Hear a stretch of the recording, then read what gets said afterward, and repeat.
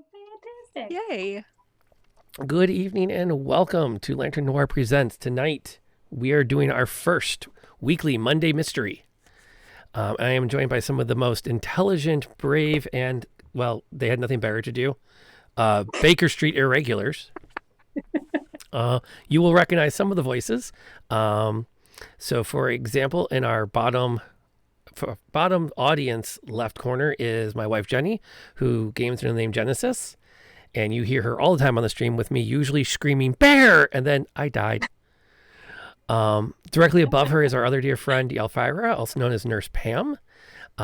She's in uniform this evening because on top of everything else she does as a public health nurse and an instructor of nursing technologies, she also is a den leader and does face painting and does house yard decorating and is a vegan and lives on 20 acres her husband maintains things. And I gotta keep moving. And then joining us are two amazing friends. Liz is a dancer who dances out of our company, Motor City Irish Dance. Not our company, that company we dance with. And they're just an amazing family of people that we love spending time with, and we can't get enough of them. And then we have finally reconnected after many years of just chatting on social media with our friend Cassandra, who is coming to us all the way from the West Coast. And we have established that when she says she's too tired to go on because it's just too dang late, we really do need to stop and call the mystery finished. And I am your host, Lantern Noir, aka Rob, and I'm excited to be here tonight with everybody because, gosh darn, it's a fun. And Azteki, thanks for dropping in, and we're glad to have you here kibitzing with everybody as we are going to tackle the Mummy's Curse. And so we were saying before we started this evening that this is a choose your own adventure. We are going to see if we can't beat this faster than Holmes would have under similar circumstances. He is the meter stick we are going to measure ourselves by. Oh, -21. Which feels profoundly unfair, but we're going to try anyways. So, one thing before we start, I didn't say this in the preview. Nowhere in the materials they give us for online, I know, very tough standard, for online play, do they give us a list of the allies. So you may want to make a quick note. These are places we can go in town if we feel stuck and we need a hint. We can go see the coroner at St. Bartholomew's. We can talk to a criminologist.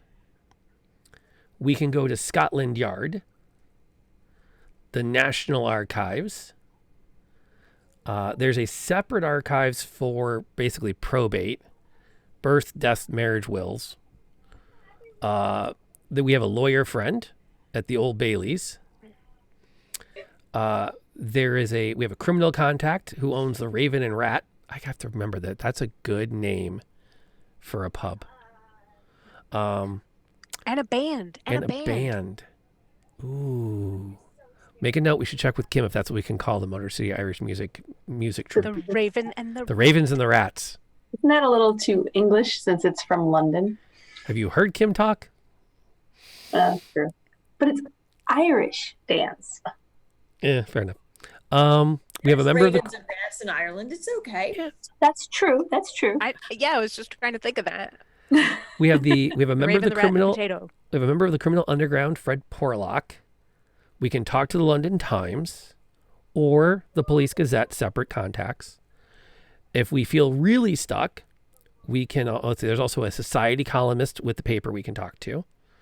We can pursue the Central Carriage Stables, because it always helps talk to cabbies. That's the problem. We have the wrong people running the country. We need to have people who cut hair and drive cabs making the decisions, because they know what to do. And bartenders. Oh, secretaries. Bartenders just listen.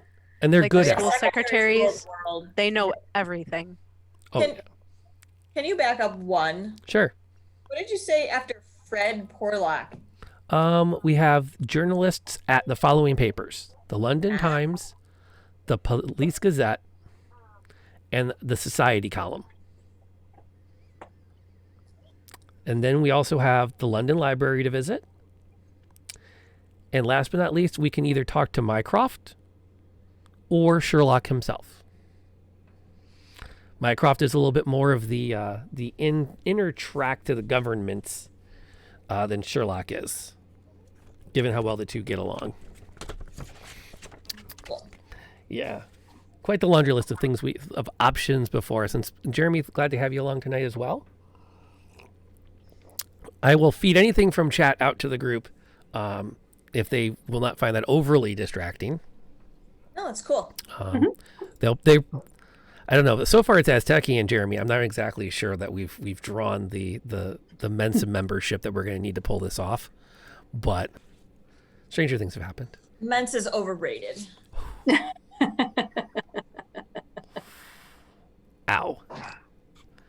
I'm going to let Liz come back before I introduce the case. The good news is this one has a short introduction. It's actually only a page.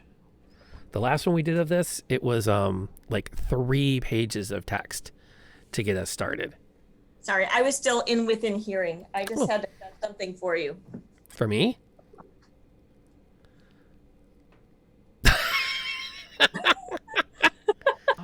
The ravens.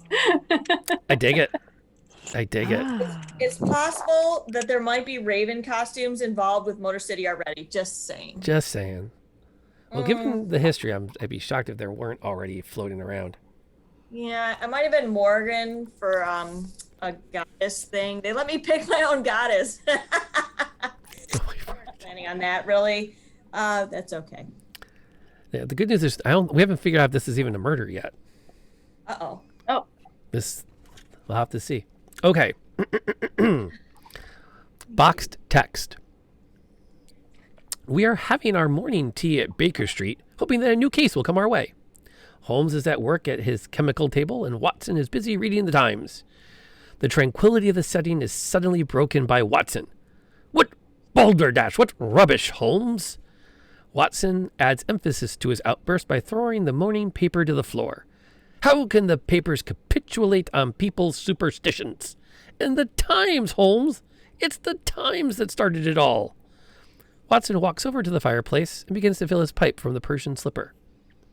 I must say, Watson, says Holmes as he turns from his microscope, you must be upset to forsake your beloved Arcadia for my shag. What is it you find so disturbing? The affair of the mummy's curse, I would assume? Well, yes, Holmes, you assume correctly.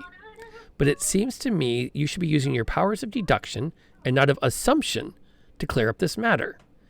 It has the whole city in an uproar. 3 men dead, and we are to believe that it was caused by a 4,000-year-old mummy. I am surprised that you have not shown some interest in this, Holmes. I have been following the papers and have made some inquiries. It does show some points of interest. I think most of the main points are lucid, but there are a few minor points that shall have to be cleared up. I may look into it when I finish up the case I'm now working on. You don't mean that you believe this balderdash about a curse being responsible for the deaths of 3 people? My dear Watson, there has been a curse of murder upon man since the beginning of time, and I do not claim to know the cause of that curse.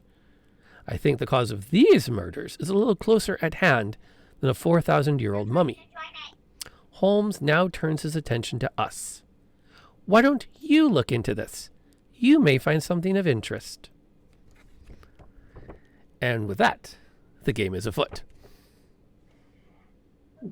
Jeez.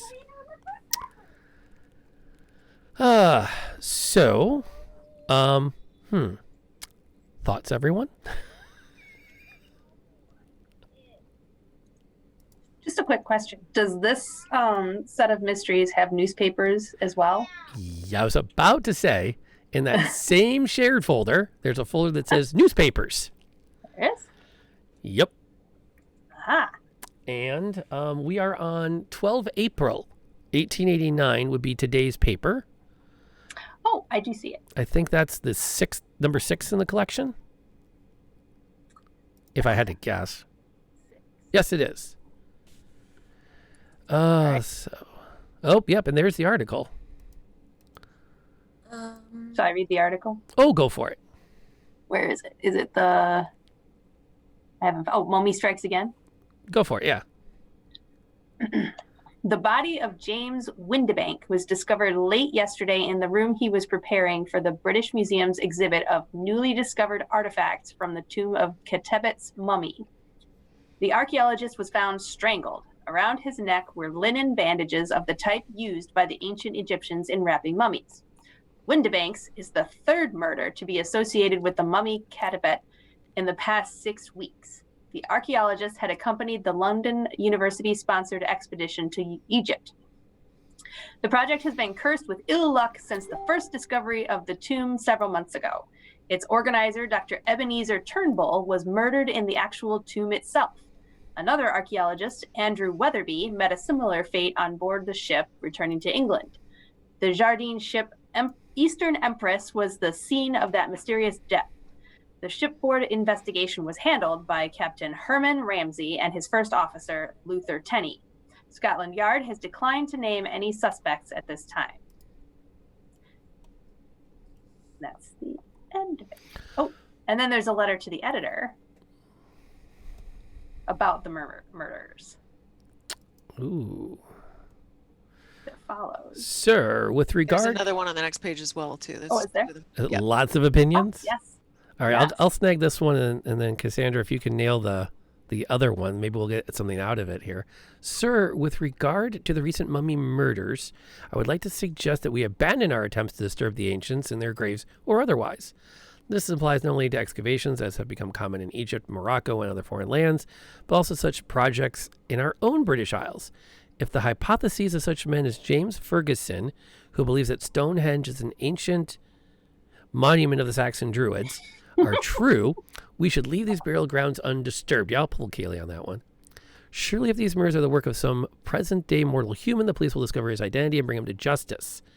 I do sincerely believe that... there we go.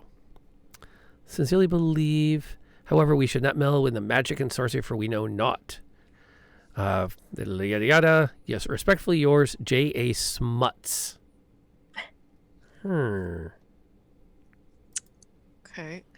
So the next one to the editor of the Times. Sir, the recent mummy affair points up a fact I have been trying to convince my fellow Britishers of for quite some time. That is, the phenomenal number of crimes, particularly those of a serious nature, committed by foreigners. Shouldn't we act now to restrict access to our beloved isle before this tragedy becomes yet worse? Johnny Bulldog, Trent. Well, ain't he just a peach?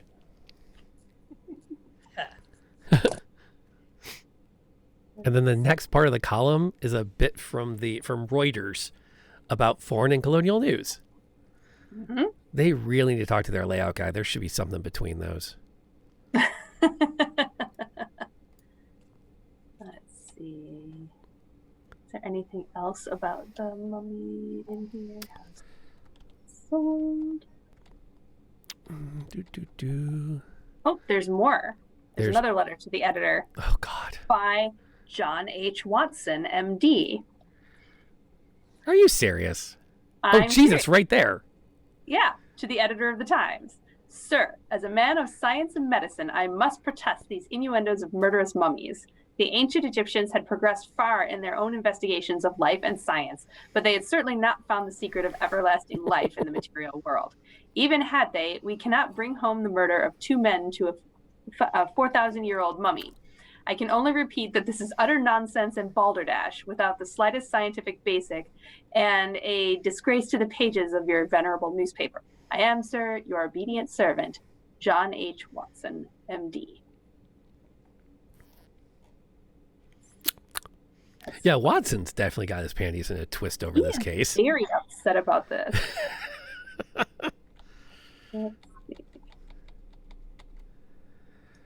Gotta respect a name like Smuts. Yeah, I'm not gonna lie. That's a pretty solid... That's a name.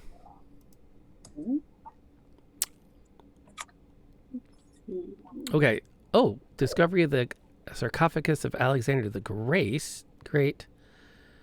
Where is this? The latest intelligence. Oh, this will be in Constantinople, so that's not it. That's not necessarily relevant.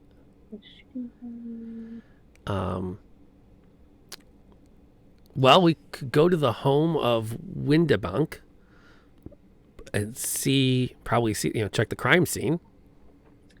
Probably the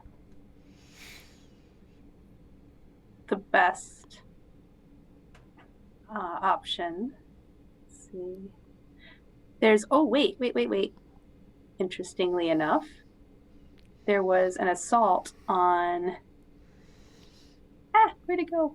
Just on an archaeologist. Come on. Just had a phone issue. There we go. Where'd it go? Oh, it's on page 2. Oh my gosh, I just lost it. Or did I go to the wrong one? Oh, never mind. I'll find it again later. Are you accessing the newspaper on your phone? I am. Okay. So I'm having a little. You should kick Xander off the other laptop. He'll appreciate that. Let's see. Oh, here we go. The latest intelligence from our correspondents in France and Morocco in Tangier, April 11th. M. Lamartiniere, who is engaged in archaeological researches in Morocco on behalf of the French and English archaeological societies, has been seriously assaulted by the Sheikh of Algarbea after an altercation with the latter concerning the supply of provisions. Oh, so it's not related. Never mind. Yeah, and that looks like that happened in Tangier. Yeah. Sorry, I just saw archaeologist and assault, and I went, What? Red herring. We could also probably get something out of going to Scotland Yard directly and just asking who their suspects are. But I don't know to what extent they're going to hand that information over to us. We are the Irregulars. Not Holmes himself. Yeah, Holmes is busy playing with his chemistry set. Yeah. I think going to the scene of the crime... Can we go to the... Oh, go ahead. I was going to say the coroner. We could do that too. Not a bad idea. Does someone want to make a final decision? Shall we vote democratically? I think the coroner is a good place to start. Okay. I feel like we have unanimous consent, which is by far my favorite way of moving resolutions. Okay, so we are heading off to the coroner's office, which is in 38 EC. All right, let's see what the book has to say for section EC number 38. Oh, hey, yeah, we have quite a bit. As we enter the autopsy laboratory, we see Sir Jasper pulling an almost white sheet over a cadaver. Can we have a word with you, Sir Jasper? Asks Wiggins. Ah, Wiggins, of course. Let me wash up. Sir Jasper walks over to the sink against the wall. Are you investigating the death of Samuel Sneed? I just finished with him. No, we're interested in James Windebank. Oh, of course, the mummy's latest victim. Who hired Holmes? Ramses too? No, in fact, we don't have a client. Ah, just for fun. Well, about the only thing I can tell you is that if it was the mummy, it was powerful hands. The trachea was crushed along with one of the vertebrae of the neck. Death was instantaneous. That's simple. Snap. The papers report that mummy wrappings were found around his neck. Just window dressing. It was bare hands. The bruises and the way the vertebra was crushed leave no doubt about that. There's not much more that I can tell you. Thank you, Sir Jasper. Any times, Wiggins, let me know when you convict the mummy. I would like to perform an autopsy on him.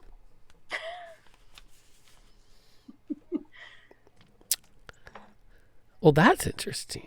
Because my next thought is, I wonder if no, it's a murder. We wouldn't be along for a suicide, would we? He couldn't strangle himself. But he could have hung himself. Oh no, But it was he hands. It was hands. It was It was hands. Okay. hands. So the wrappings were just window dressing. That's right.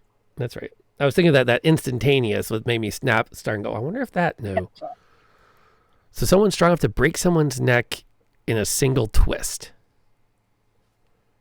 That's got to be a big person. Yeah. Do we know what the motive is? Like, was anything stolen from the museum? He was setting up a display, right? Yes. Maybe we should go to the museum and find out. Yeah. Here's Or, I mean, are we allowed to go to Scotland, like we were suggesting before? Do we go to Scotland Yard and ask them what information they can release? Like, if they're not releasing some information to the papers, well, let's see what they can tell us. We can, but it's usually advised not to. Okay. Generally. I mean, it's kind of a weird, having done a couple of these, they tend not to give you a lot of, like there's usually one that's go to the stock list and the rest are figure it on your own where you're supposed to be going. That's not to say though that they might not have info, because they might, and if it takes us 2 steps and took Holmes 1, at least we got it. Which is better than not getting it. Watch out for the lift bros. Yeah, I would definitely agree. Liz, you had an idea? Here's something in the paper about recent excavations in Egypt. London University College on Wednesday afternoon, before an appreciative audience, Dr. Ebenezer Turnbull delivered a lecture which dealt with the history of excavations and the method by which they may most profitably be conducted. Dr. Turnbull and archaeologist James Windbank and Andrew Weatherby are embarking this week on a new Egyptian expedition excavating Khachbet's tomb at the head of the Valley of the Kings near Karnak and Luxor. Saturday's lecture was illustrated by photographs thrown on a screen by the electric light, which showed vividly and distinctly not only the work done at its various stages, but the modus operandi, the conditions under which the work of this character must be carried on, and the instruments necessary for the purpose, and enabled those present to realize that in a classical study, as in the sciences, there is an ample field of experiment and discovery open to the individual. Dr. Turnbull prefaced his lecture by an explanation of the real objects of these excavations. In these days, whatever might have given the first stimulus to such efforts, the primary move was certainly not to find and keep treasure, any more than it was the aim of the astronomer to possess a star. The modern archaeologist was as little to be confounded with the treasure seeker as the mineralogist was with the gold miner. His aim must be to restore to life the monuments of bygone times, to bring vividly before us the various phases of ancient societies, whether civilized or uncivilized.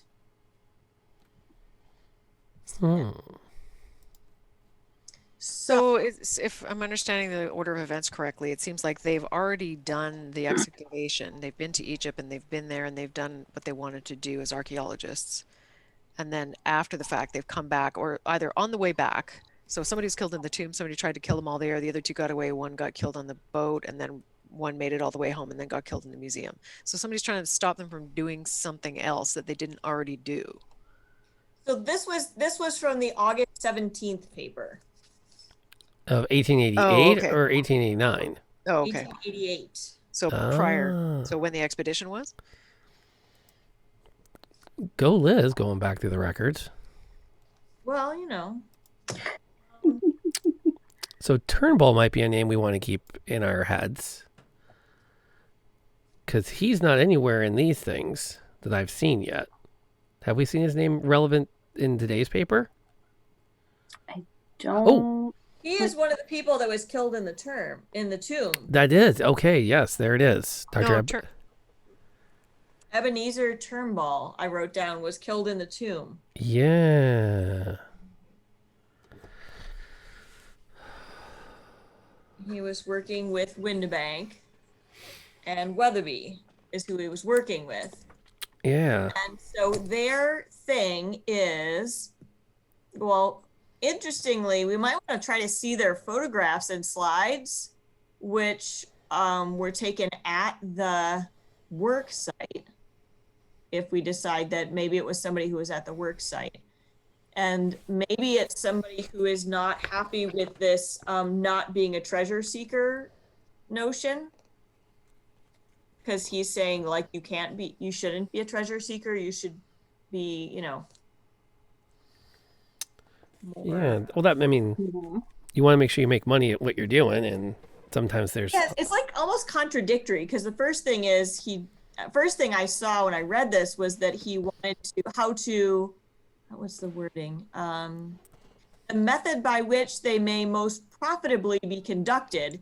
And then he turns around and says, "Oh, but we're not treasure seekers." So what's his deal? Like, Right, but the profit could be like the gaining of knowledge and the reconstruction of the societies, right? Different profit it could be. Yep. Yeah.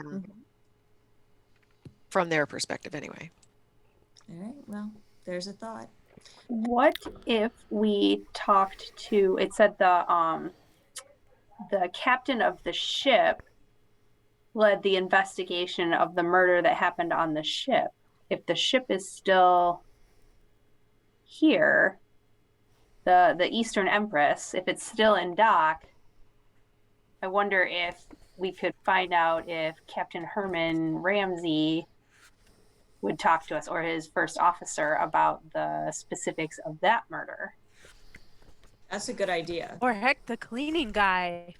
We just talked about who are the real gatekeepers in society. The janitor. Do we have a Janitor name? knows. Well, Captain Herman Ramsey does keep apartments in London. We could knock him up at his flat, if we wanted Knock to. him up? Are you sure? I'm working with. I'm trying to get the right lingo here. I don't have But my would dear. we want to talk to him at his flat, or would we want to talk to him at the boatyard? Where would we want to go find him? Probably at home. If he's at the boatyard, he's busy thinking about work. If we catch him at home, yeah. And more importantly, do we actually have an idea of where the boatyard is? I don't know. Is it in the directory? Oh, docks. Do we know which Yeah. docks it's at? Hold on, I just closed it again. It just said it's the Empress. Eastern Empress is the Eastern ship. Empress. It doesn't say where. Yeah, we've got. There are more than one. There's the commercial docks, the East India docks, the Limehouse, the London docks, the outer docks, the St. Catherine docks, the Shadwell New Basin, and the West India docks. It's a lot of docks. It's a lot of. When you have a. It's like a Look at medical his school. There's a directory lot of and go docks. to his house, I say. Go to the home. Yes, let us approach him at home. Got it. And I happen to be a huge fan of that turn of phrase, by the way. But knock him up. Yes, I kind of I feel knock 'em up and ring 'em up, I think are wonderful turns of phrase. That I'm. Pick 'em up I've heard before. I hadn't heard knock 'em up before. Sorry, it took me by surprise. and mobile. I think the call it a mobile instead of a cell phone. I think it's another one of those twists I appreciate way more than I probably should. Okay, so Captain Ramsey is located at 32 WC. And this is Captain Ramsey that we're going to go see. Okay. Now let's see if he actually exists. Because this is the real twist. We had this great plan. I go to find it in the book, and I'm going to go, oh, there's no listing for that. Okay, we have a decent amount of text here. Well, that's good. So he was at home. That's good. That's another way you know I hate it when you're like, you go to their apartment and it's like, Mr. It's like- So-and-so is not It's at a home little today. paragraph. It's got 3 words. Oh, we totally wasted a trip. Oh, no. No, this is a good one. Captain Ramsey, can you tell us about the circumstances of the death of Andrew Weatherby aboard the Eastern Empress? Well, we just come through a rather large storm, so I sent my first officer, Luther Tenney, down into the hold to check on the cargo. He reported back that Mr. Weatherby was dead among the Egyptian artifacts we were transporting. I turned over to the helm to Tenney and went down to look for myself. Weatherby was there lying next to a coffin, whatever it's called. He had a piece of old rag wrapped around his neck, strangled apparently. I went back to the bridge and put Tenney in charge of the investigation. What did Mr. Tenney find out? You'd have to ask Tenney about the specifics. I was rather preoccupied with the ship through the entire voyage, one storm after another all the way to England. I countersigned Tenney's report, of course, but I can scarcely recall the details. My chief concern was that my crew was blameless, and the report indicated as much. As far as the passengers were concerned, a strange lot all in all. Tenney can give you more details. That was foolish of us. That was foolish of us. Yes, because we didn't ask the person who's really in charge, which is the first officer, not the captain. We were just talking about that. Oh. I found another article about this in one of the other papers.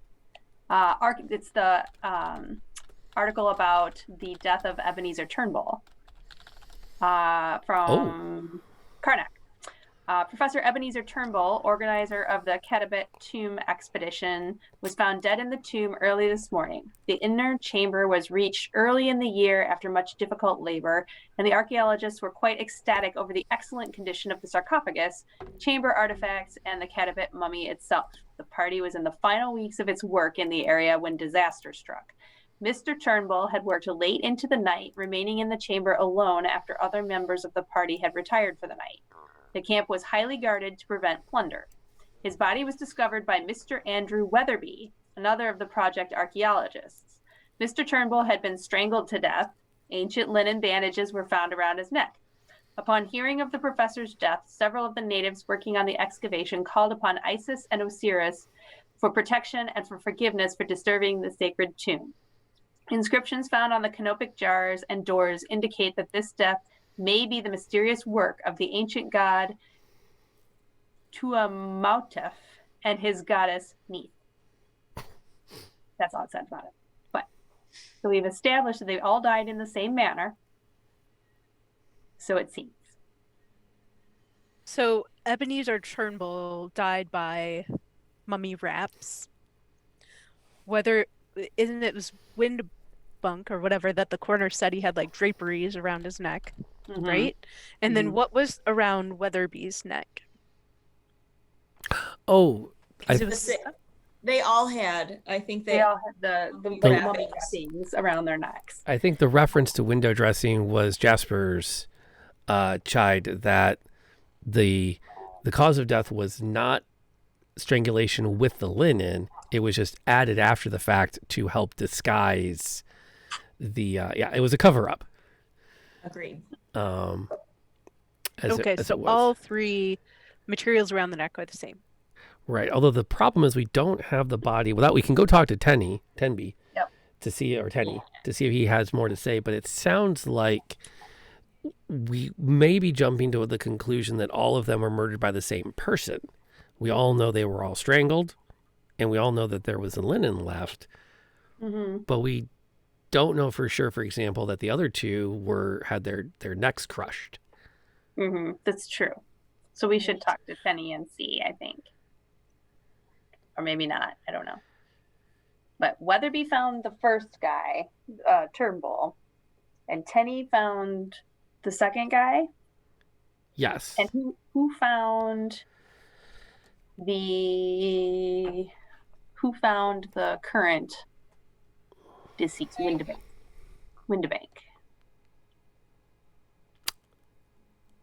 Quote, was found strangled. So it could have been that like Windebank killed the other two and then strangled himself. Except he couldn't strangle himself with his bare hands. Yeah. Okay. And now I'm starting to metagame because now I'm starting to think, well, wait a minute. It can't be as simple as one person did all three murders. There's got to be something deeper. No, I'm thinking, what if Windebank killed the first two? And then Tenny killed Windebank because he knew something from finding him at that site, finding the body on the boat. We need a motive. That's our thing. Like, what's the point here? Yeah. The mummy doesn't want to be dead anymore and it wants to go back in the ground. There's your motive. Grave robbing. Do curses need motives? No, Yeah. but we don't. It's not a curse. I'm with Watson. Boulder Dash. We do. I think we can agree too that it's a good thing serial killers can't throw off the It's a FBI this easily monetary today. matter. Big for this. It's as usual. It's all about the money. I tell my students that all the time. Yes, there's a posit that we will come across the Follow giant the ruby money. of greed. Mm-hmm. So I think, do we need more information about what were they excavating? Were they bringing something back with them other than the sarcophagus, or is the sarcophagus the motive? No, because it hasn't been stolen. Like, was there some other artifact that went missing from the museum or the boat? Yeah, that would be interesting. Like, were they bringing stuff back with them? Should we go to the museum and see if there's anything missing from the display, the exhibition? The mummy, mummy wraps are missing. But you know what I mean? Well, they're not missing. I mean, they were found on the bodies, We I guess. found them. They turned up. But I mean, did they Excess come from mummy those? You know. I'm not adverse Is to the mummy missing? the mummy appears to not have been disappeared. I'm not adverse to popping into the university and seeing if there's anybody there. I mean, that's the scene of the crime too, isn't it? I think so. Is You have the box text. Well, I mean, that's what we got from the paper. Oh, gotcha. The box text said, "Yes, go investigate the was found. paper." Gotcha. where is? Yeah, we need to know where the display was. Where, because it said he was found. He was curating the display of a 4,000-year-old mummy. Where was that display? Does it say in the paper where it was displayed? The British Museum. Okay. Because if we went to the British Museum, Which is also listed. So Cool. we could if we could compare what's on display to the list of materials, list of artifacts that were found, and see if anything is missing, Yeah. or maybe even see the slideshow and like see if there's anything in the slideshow that is not like, because would that be when something disappeared? I don't know. But I would look for I what's think that's a good idea. looking for something that's missing would give us a motive at least. Yeah.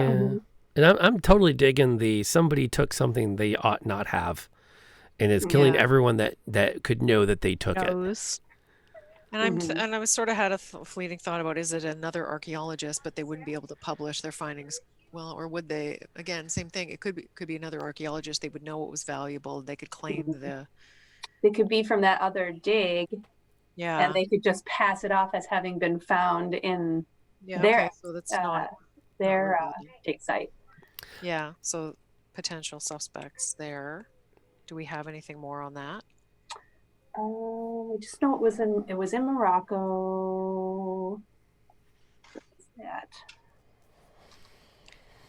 Go back to the papers too. There's so Yeah. many. There's It takes a while, Yeah, and you but- sort of wonder like what's relevant and what's just filler, right? So you sort of end up reading it all. And some of it is relevant for later mysteries as well. Although so far they've been for like the side points. It's very rare that they've like the whole case is like this is the most. It's true. Here, guys, go through the paper and see what you come up with. Yeah. Um, No, I've forgotten where that we was. have a potential theory that the mummy isn't really a mummy, and the whole thing has been made up for cash. Ooh, some weird publicity stunt Publicity, yeah. by the museum. News. And is there any reference to people looking to buy collectibles? Oh God. Now I wish I had the newspapers in front of me.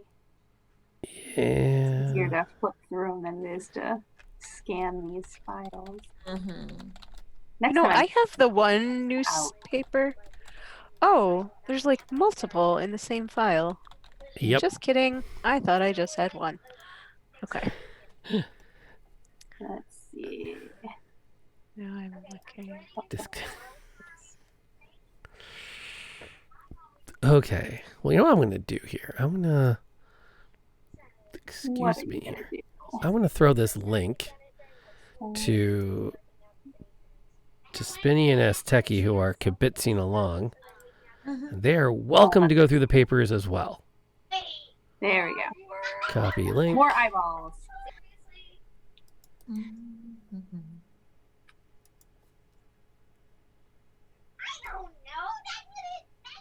Nope, that's not what I wanted to put there. Never fails. Breakfast in bed. No, it worked. Okay, I'll take it. Fun fact, Stephen Hawking threw a party for time travelers and nobody showed up. Okay, I buy it. I'm thinking that I dig the idea of either going to the museum or the university, because I have a feeling there's more info to be had there. One vote for university. I mean, all the good things are at the university.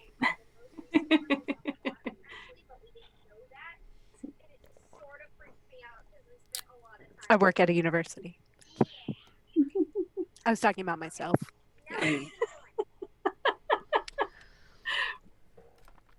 Whoops. What do we think?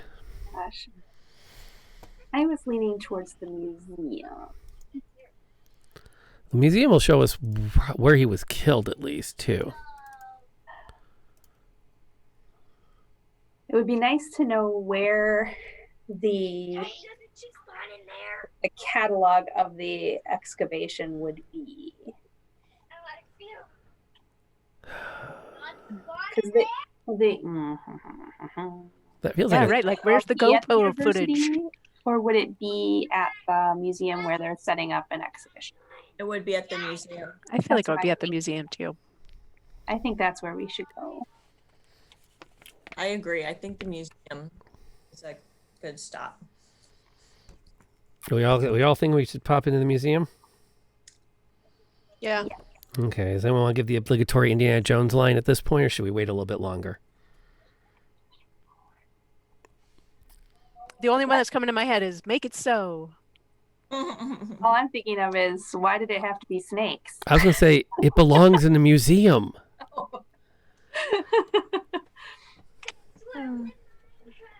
You named the dog Indy. Ah, that's love. That is such love. Okay, all right. Let me write down that we went to the museum. And so the museum, British Museum, is located at 38 WC, and it is a beautiful building. We were actually talking, I'm still writing stuff down so while I talk, about organizing a TwitchCon informal trip to London. Because so many of us have played so many games that happen in England that we're like, we all want to go see what this all really looks like. That would be fun. Mm-hmm. I just want to point out while we're passing time while you write, that if anybody cares to look, there is a taxidermist named Bilbo Underhill in the newspaper from Friday, August 17th. Is he looking for work, or is he... Yes, big game or small at 48 Leonard's Terrace. And how are you thinking that this ties in? Not at all. I'm just pointing out that his name is Bilbo Underhill, which is A little nod. Yeah. a little nod to Bilbo Baggins. Well, There's some Underhill. entertaining things in this paper. we actually burned one of our steps in one of our early case runs by paying a visit to Henry Higgins. Oh yeah, I forgot that was Henry Higgins too. Yeah, he was completely useless to the case and just obsessed over our elocution, but it was still a fun little jaunt, and we figured it was 5 points we could give up. Yeah. Okay, here we go. Not visit Bilbo. We arrive at the museum. Leland Johnson, curator of the Egyptian collection, shows us into the second Egyptian room, the scene of the murder. Dun, dun, dun. In the middle of the room is an ancient sarcophagus. Its gold color the. In the middle of the room is an ancient sarcophagus, its gold-covered surface reflecting the light that passes through the east windows. Windibank's body was found in the sarcophagus, states Johnson. Inside the sarcophagus? Yes, inside. A rather appalling sight greeted one of the guards when he made his rounds. As he entered the room, he noticed the top of the sarcophagus was askew. As he moved closer, he saw a man's hand protruding from the sarcophagus. Thinking that the mummy was attempting to leave its resting place, he ran from the room to get me. Some of the guards have been a little on edge since the stories of Mr. Weatherby's death. I returned to the room, and with the guards' help, we removed the top of the sarcophagus and found the body of James Windibank on top Ketebet's mummy. Around his neck was a linen bandage, the type used to wrap mummies. A very eerie sight, I must say. Who else had access to the room? The museum was open to the public yesterday. The room was closed while the exhibition was being set, but there were no extraordinary precautions to keep people out, just the rope across the entrance. Do you have any idea who might have wanted to kill Windibank? No, none at all. I didn't know him very well. He didn't work for the museum, you know. He was with the London University. The university and the museum are joint sponsors of the Ketebet exhibition. Can you think of anything that might shed some additional light on this affair? No, I'm sorry. I can't think of anything else. Can we go back? Really? Was it That's all we get? the first page? Can we go back to the bit where it says that the guards removed the cover? Yep. It took 2 of them to get the cover off. Okay, so that means there were 2 people involved then to get the cover on. One really large person, big enough to break vertebrae with their bare hands. Yeah. So not necessarily 2, yeah. Yeah, we need to get an APB for anyone huge. Mr. Hyde, perhaps. Yeah, no kidding. Yeah. Yeah, I'm not sure that there's a look thing we can look at. We have a suggestion from the chat, but I'm not sure there's a thing to look up for security cameras. Yeah. That'd be a bit fiction. As would be the who's that there? Go ahead and please enhance the image. Oh Not gosh. how that works. Enhance. This is not the modern Sherlock, I guess. No. Oh, no. Oh, I can already envision Cumberbatch saying the line of like, "We don't have time to deal with finding the security cameras. We can figure this out on our own," and then walking out the door. Yeah. What?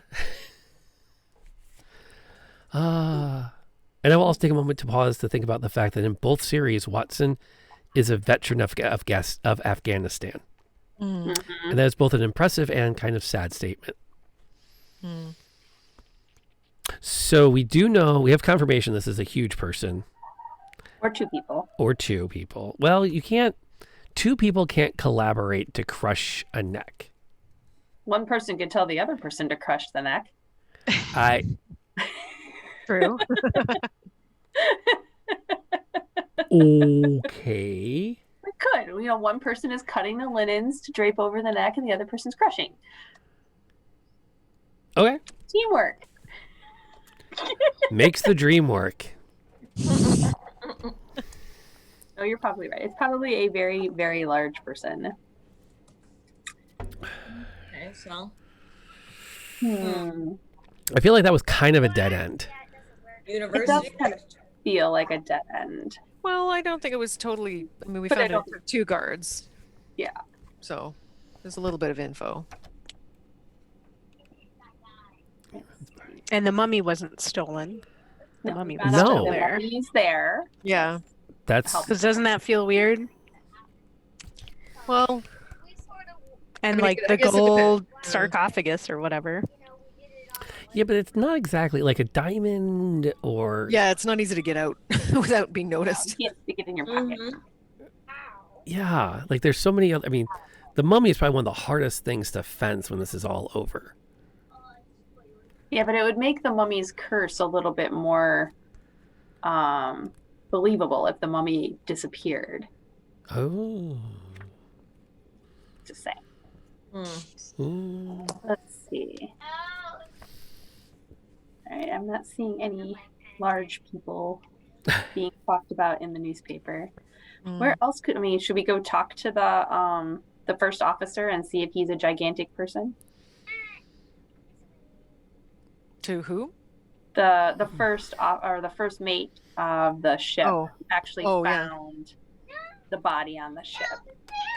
That would be darn convenient too, because it would make sense that he had found the body and everything else. If he was the murderer, that would make sense. Maybe he could. Or we kind of need a list of who was on the passenger list. He might be able to provide us with a passenger list. That would be very useful. Yes. Maybe he and the other were working together, and then a double cross. Oh, that's not impossible either. That makes it's kind of deep, but it's possible. They plan to smuggle something out, and now that it's out, he whacks his partner. I'm taking that possibility. So what are we thinking then? Do we want to go talk to that officer, or are we thinking about heading to the university and seeing what they know, since they're more in the know about the dig than the museum was? The museum seems to be more of just a display place. Yeah. I would be good with either of those two. Same. I feel like it would be fine either way.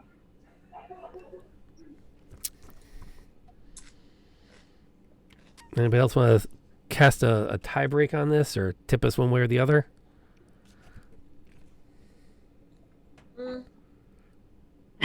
Sorry, I was looking at the paper. What's the choices? 10B or the first officer, or over to the university. I think the university. Okay. I can go with university. All right, let's see what they got. London University. We look it up on the paper. Or sorry, on the phone book. Which, by the way, kids, this is used to be your contact list. So, like, they would put it on Dead Tree, and you'd have to flip through it. The day is coming. We're not even going to have phone numbers. You're just going to put your thumb on somebody's phone. It's going to scan that and then pull contact info into it and just save that. I think we're getting close to the end of the phone number era. London University is at 43 WC. Okay, here we go. Oh, lots of text at the university. Oh, good. Big block of text.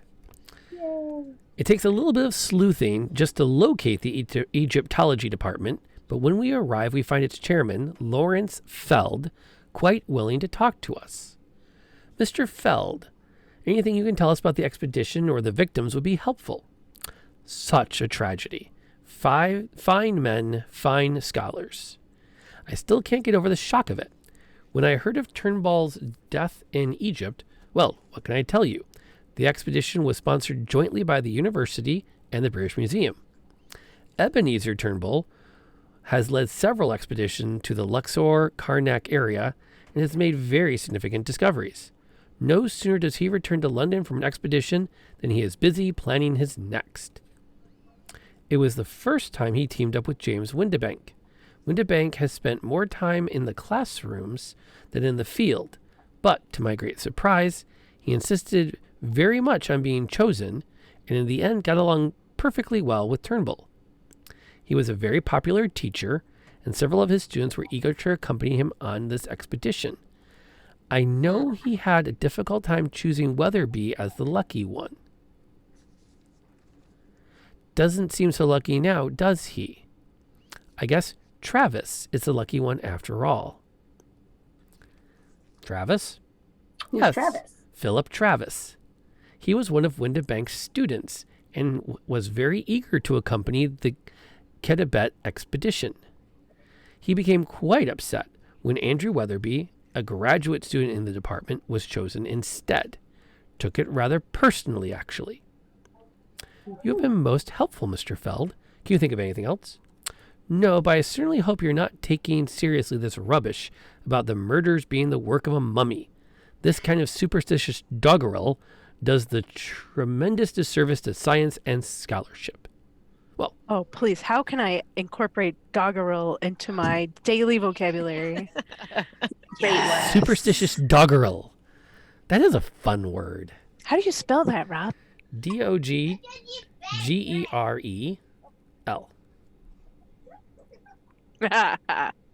Just wait. In about like 2 years of frequent use, one of us is going to find out from a native speaker that we're pronouncing it wrong. No, that's right. Mm-hmm. I disbelieve. It is. Okay. All right. So that was Now the. I think. So That now was do we the- go look into Mr. Travis and see if he's a gigantic person?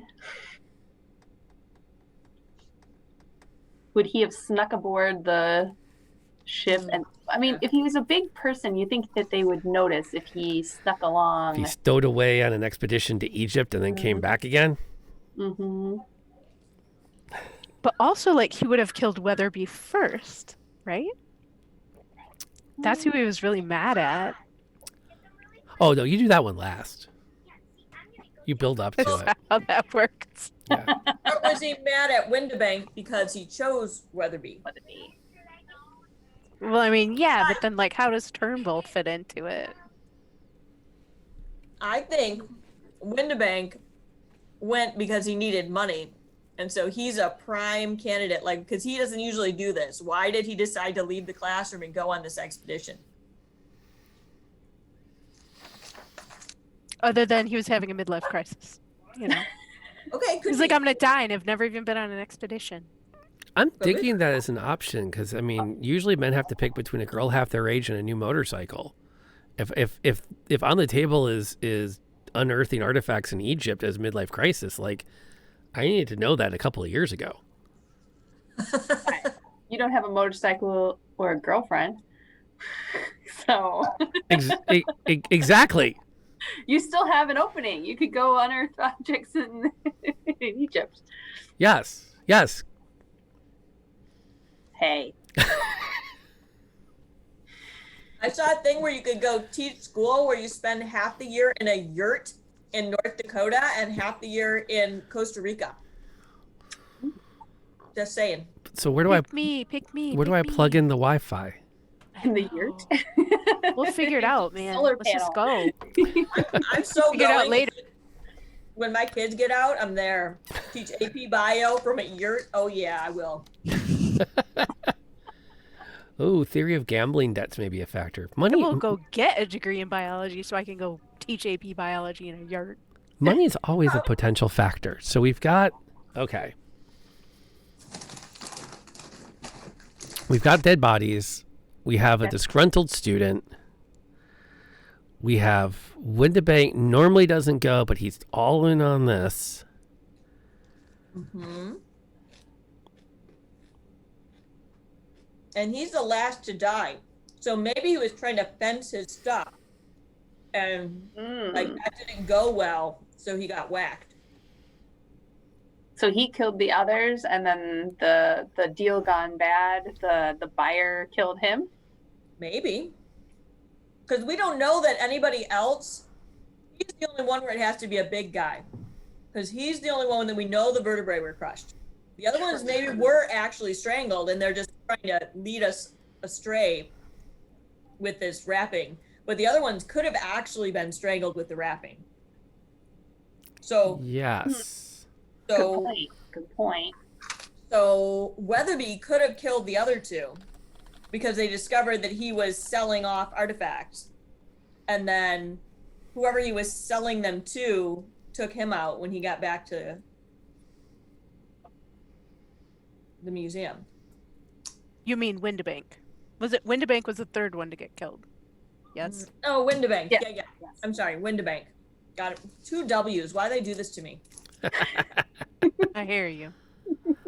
So say that again. So who's selling the artifacts? Windibank? Professor Windibank Selling artifacts. is selling artifacts. I suspect him of this because he has never been interested in going on expeditions, but was very insistent Right. now be included? Right, because he discovers that his pension from the university is like nothing. And if he wants to eat in his retirement, he's going to have to increase the income. I get that. Yes, I do. Right. Gotta go fetch some artifacts and sell them on the black market. So let's find out. Let's go see the officer. Yeah, I think that's our next step. Anything about the body found on the ship? All right. Yeah, and we'll find out if he got strangled or by linen or by giant hands. And then going to see Travis is on our list too, right? I think so, yeah. Yes, we should not forget Philip Travis. Yes, I think that's a good place to go too. Okay, so I still think that's a red herring because he couldn't have been on the ship or in Egypt. but he might have But coordinated. he has motive. Well, yeah, because Windibank could have killed the other two and then Travis offed him. Mm-hmm. But two murderers, I mean, like, normal people don't murder. I don't know. You not watch TV? It's the most normal ones. It's the ones we believe are normal. Yeah, it's like Mrs. Smith never did anything until she poisoned her husband because he made her mad. The percentages are Just saying. against two murderers being in the same Egyptology department. Does Egyptology in this time period really draw the most stable of people, though? They could have been influenced by the mummy, so it could really actually be the curse. Ooh, I'm digging that theory. Welcome, Nebula, by the way. It is going... I don't know how it's going. Hi, Nebula. Would we say it's going well? It's going. So we haven't run out of... Yeah, we're not stale, so I feel like that's a win. Yeah, we haven't Got hit a spot plans yet still. where we just stop and all stare at each other on Zoom and go, now what? There we go. Whoa. Lots of text? No text. Whoa. See? The officer knows. Yep. And I feel like that's a little bit rude because okay. What? The captain should know what happens on his ship. Like, there's a little part of me that's like, Said he knew that the officer took care of it. as he should have. That's not a very good leader. I'm with Rob on this. Yeah. I don't know. Someone dies And on your ship, you better If know doctors what's ever know what is going on, it's the nurse. The nurse always knows what's going on. They all medicine. Yeah, don't ask the veterinarian, ask the tech. That's right. Veterinarian can't even remember the name of the pet he just saw. The tech is like, oh my gosh, Fluffy is doing so well. And probably your kennel assistant knows a ton of stuff too. Mm-hmm. Oh, apparently the only And Fluffy's bowel movements are off. Exactly. The only responsibility captains have apparently is going down with their ship. That's right. And apparently steering through storms. Although why the captain was steering and not the, isn't there like A helmsman? helmsman? Yeah. Probably because the captain knew that he didn't want anyone else to be responsible for the ship going down in the storm. Fair enough. That would be leadership. Okay. Okay. He was busy. So he has an excuse. He has an excuse. All right. So Lieutenant Luther Tenney tosses his hands up in the air. My God, what a voyage. High sea storms all the way. Cargo to be selected, cargo to be secured and resecured, a discontented crew, and a strange collection of passengers complaining and bickering all the way. I tell you, the murder, even by a 4,000-year-old mummy, was only one of a series of unfortunate events. We understand that you were the one to find Mr. Weatherby. Yes. There was a pause between the blows, and Captain Ramsey ordered me down into the hold to check on the cargo again. I went right to the area of the Egyptian artifacts as Professor Windibank was particularly anxious about them. Could you describe the scene as you found it? I found Weatherby next to the coffin thing with part of the mummy's winding sheet around his neck. Various crates were open and the paper scattered all over. Scattered all over. Period. Weatherby was lying right next to the crate next to a bowl of ashes. I reported immediately to the captain, and he put me in charge of the investigation. What did you find out? Nothing much, really, I'm afraid. You see, it was 8 bells, 8 in the morning, of our 3rd day out of Suez. The storm had been raging all night, and so the crew had been at their posts and accounted for. The passengers, Weatherby among them, were all in their cabins as far as anyone knew or would say. Travis, the journalist, was sick as a dog. The ship's doctor even had to give him a sedative, so no one saw anything, heard anything, or knew anything. What about the bowl? Where is it now? I don't know what happened to it. Now that you mention it, I don't remember ever seeing it again. You found nothing suspicious or unusual? Now, I didn't say that. It all started with the crew. Seamen are a rather superstitious lot to begin with. Our crew, Indians and Egyptians to the man, were that much more so. The idea of carrying about a 4,000-year-old mummy spooked them completely. That reporter fellow, Travis, did us no service at all with all his mystic mumbo-jumbo about the sanctity of the dead and whatnot. He and Professor Windibank were constantly arguing the point, and the crew picked it up. We almost faced a bloody mutiny, if you will pardon my language. Then there were the 2 Arabs. One, Fahmy, always had his box with him. A curious thing, obviously special made. It was about 18 inches high and 6 or 8 inches square. I don't know what was in it, but Fahmy never let it out of his sight. In any case, he stayed in his cabin most of the time and didn't have contact with anyone other than Windibank, with whom I've seen him trade a few words on the bridge. The other Arab, Al-Swad, was always lurking about watching Fahmy. My guess is that he wanted the box, or rather what was in it. And then there was the fist fight between Mr. Fenwick and Mr. Uruburu. Over what? Over Fenwick's wife, I believe, although they were very close-mouthed about it. Well, thank you, Mr. Tenney.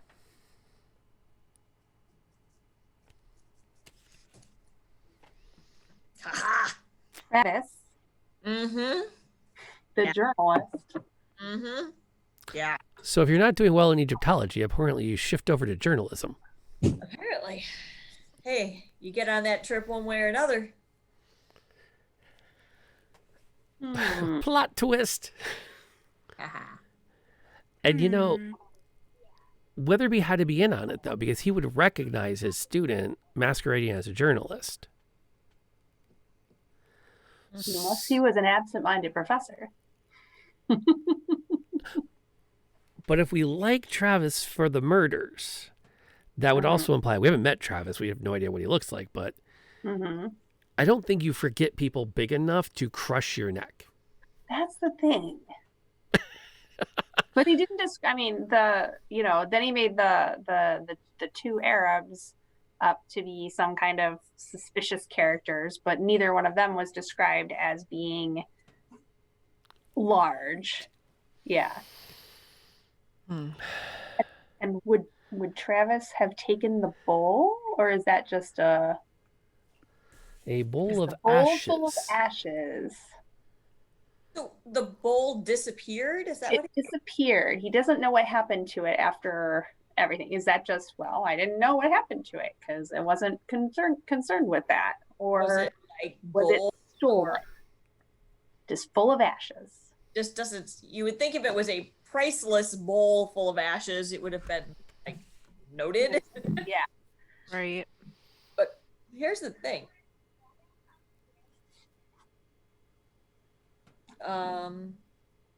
Weird. Okay, never mind. I don't know. And If Weatherby wanted Travis to come with him, he would have just picked him as the student.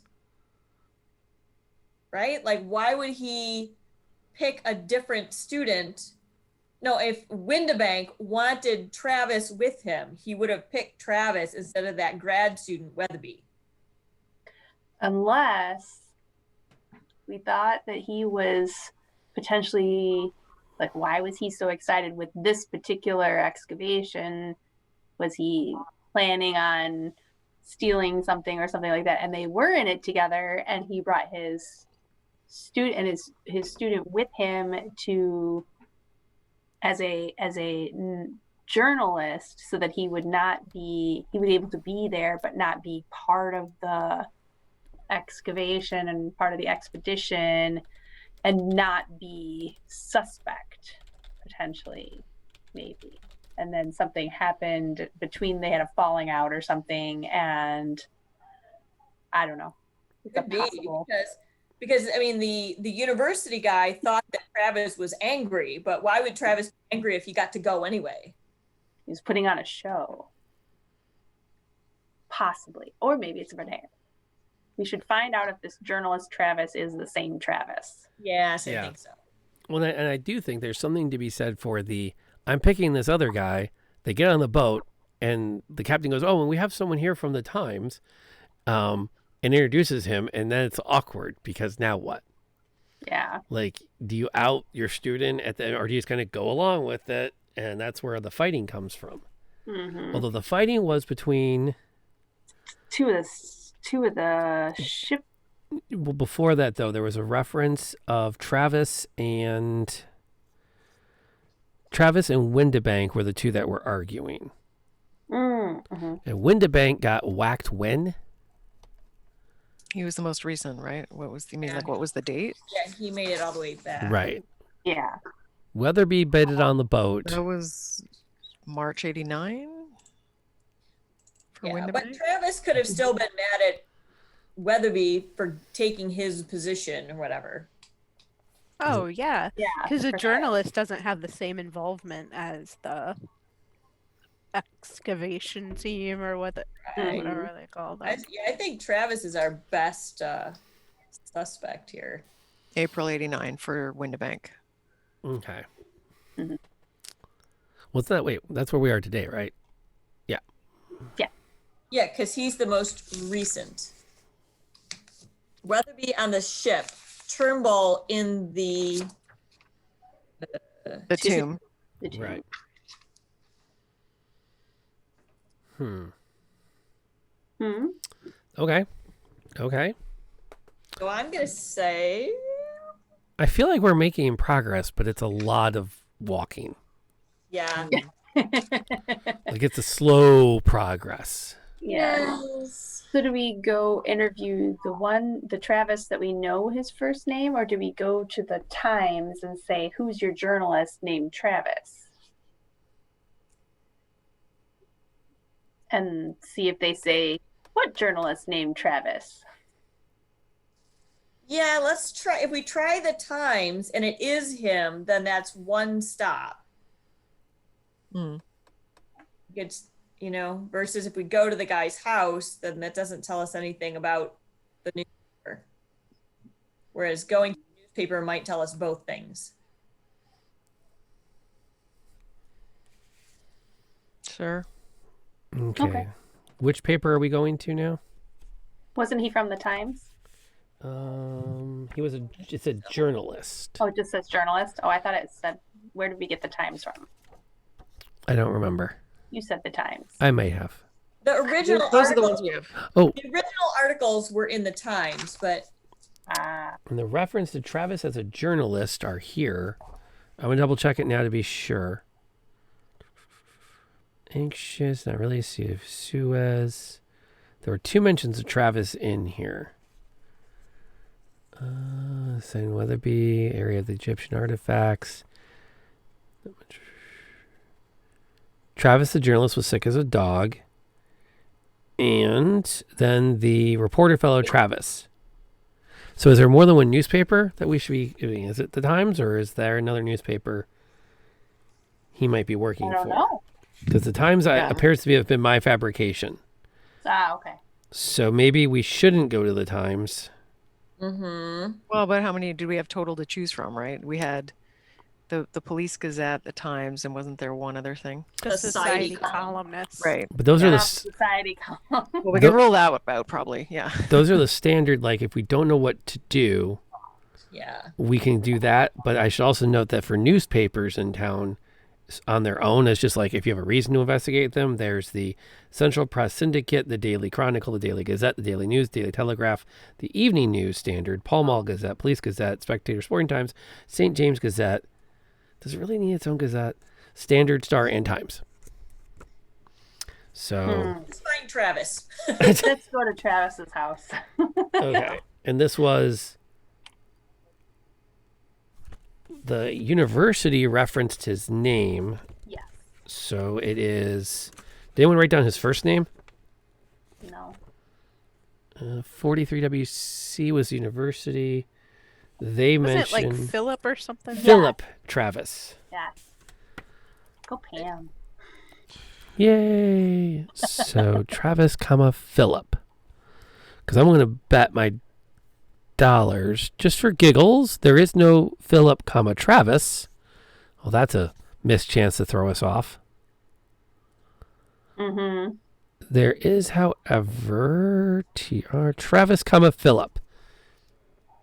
50 EC. It's gonna be 5 words. Philip Travis was not at home.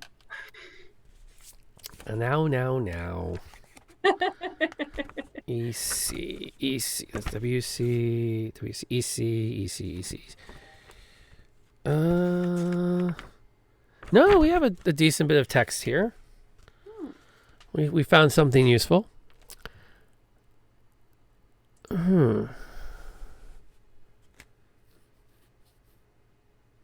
Well, don't leave us in suspense. Sorry.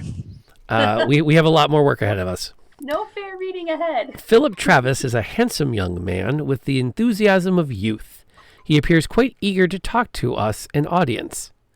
So, have you been reading my articles in the Times? What do you think of them? They were interesting. Thank you. You know, I'm not really a reporter.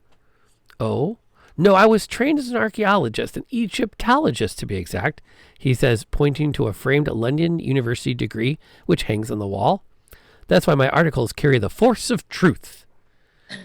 And what is the truth, Mr. Travis? Truth is that it's not good sometimes to bother what is no longer, as even death may be temporary.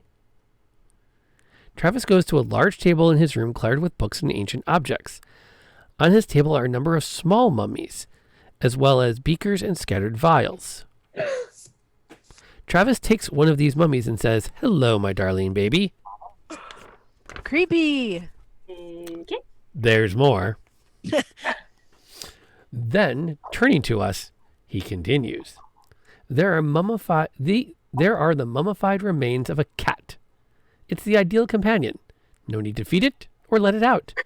And yet, we feel like a presence, as if life still flowed in it. He puts the mummy back on the top of a shelf with a small smile. The young journalist takes out a sheaf of papers covered with hieroglyphics and then exhibits a barely used bottle of whiskey, fills a glass for a mouthful, and toasts the mummy, which now mocks us from the top of the furniture. Yes, thank you, Mr. Travis. Oh, don't leave yet. Let me show you another of my companions. Thanks, but we really must be going. It only gets better. That's what I'm feeling.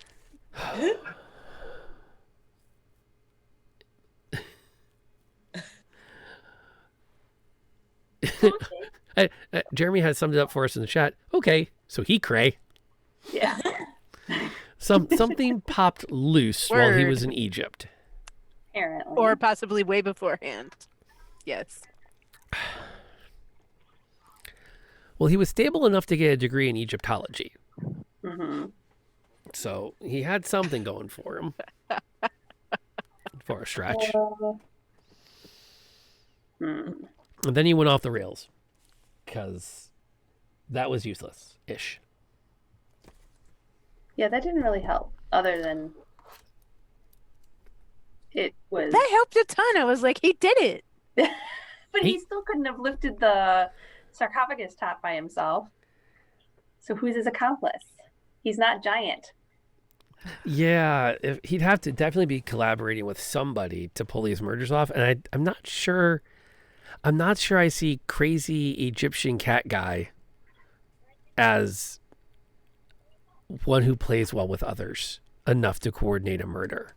I was waiting for it to say something about a bowl full of ashes on his table, but there wasn't. Yeah, me that's the too. thing too. I saw the thing about the table and I was really like, too. oh, there's a thing, and then nope, nothing else. But it does make me feel like he might have taken the ashes, but it felt like, he could commune with them or something. But do you think the ashes could fit in the box that the He smoked them. They didn't. They used to snort the ashes, didn't they? Oh God. What? Or make infusions with them? What? Who did? The Brits. They used to like grind up mummies and Oh, yes. either smoke them or Yes. Just Really? It entertainment? was like or... they made tinctures with them or something like yeah, that. it was supposed to give thought you. it had some medicinal. Yeah. It was supposed to be. Yeah, People actually are made. so weird. There was a whole big thing. We watched some documentary or something where they were talking about the incredible loss of history because people ground up mummies. I am Googling this right now. Oddly, this came up in our D&D game last night. They were talking about the Yes, wizard's No rules, way. and the fourth rule was never use magic when mundane means will do it. And someone goes, "What's rule 1?" Well, that one's easy. People are stupid. There's 2 articles in the Smithsonian. One about ground up mummies as being part of paint, and another one about the gruesome history of eating corpses as medicine. Oh boy. Wait a minute. Wait. What? Paint? Yes. Ground up mummies were once an ingredient in paint. Yep, I'm seeing that right now. The manufacturer who made Mummy Brown reportedly ran out of mummies to grind up. The brown paint that pre-Raphaelite artists used was called Mummy Brown because it was actually made out of ground-up Egyptian mummies. This is why we've never seen aliens. They've This is come. also why a dude in horns goes and storms the Capitol. Yeah, they've come. They've looked, and they've just They've gone sighed away. and flown away. Yes. It says the pigment Oh, wasn't no. easily imitated. It wasn't just made out of regular, long, dried-out corpses. The mummification process involved asphaltum or bitumen, often in place of the removed organs. Whole mummies were then ground up for commercial and plain wrong use. Mummy brown was a fugitive color, meaning it faded easily. While it was easy for 19th century painters to give up using it due to ick, it was still manufactured long after. That practice didn't end until the 1960s, when paint companies more or less ran out. Okay, so we have a dead body. It's gonna take Pam a minute or two to recover. Oh God, that's terrible. 1960s. What's wrong with people? If you haven't yet picked up on it, kids, one of our primary themes this evening is that colonialism is bad. Also, maybe cremation is a good idea for all of us. That would speed up the rate at which Kaylee turns me into paint.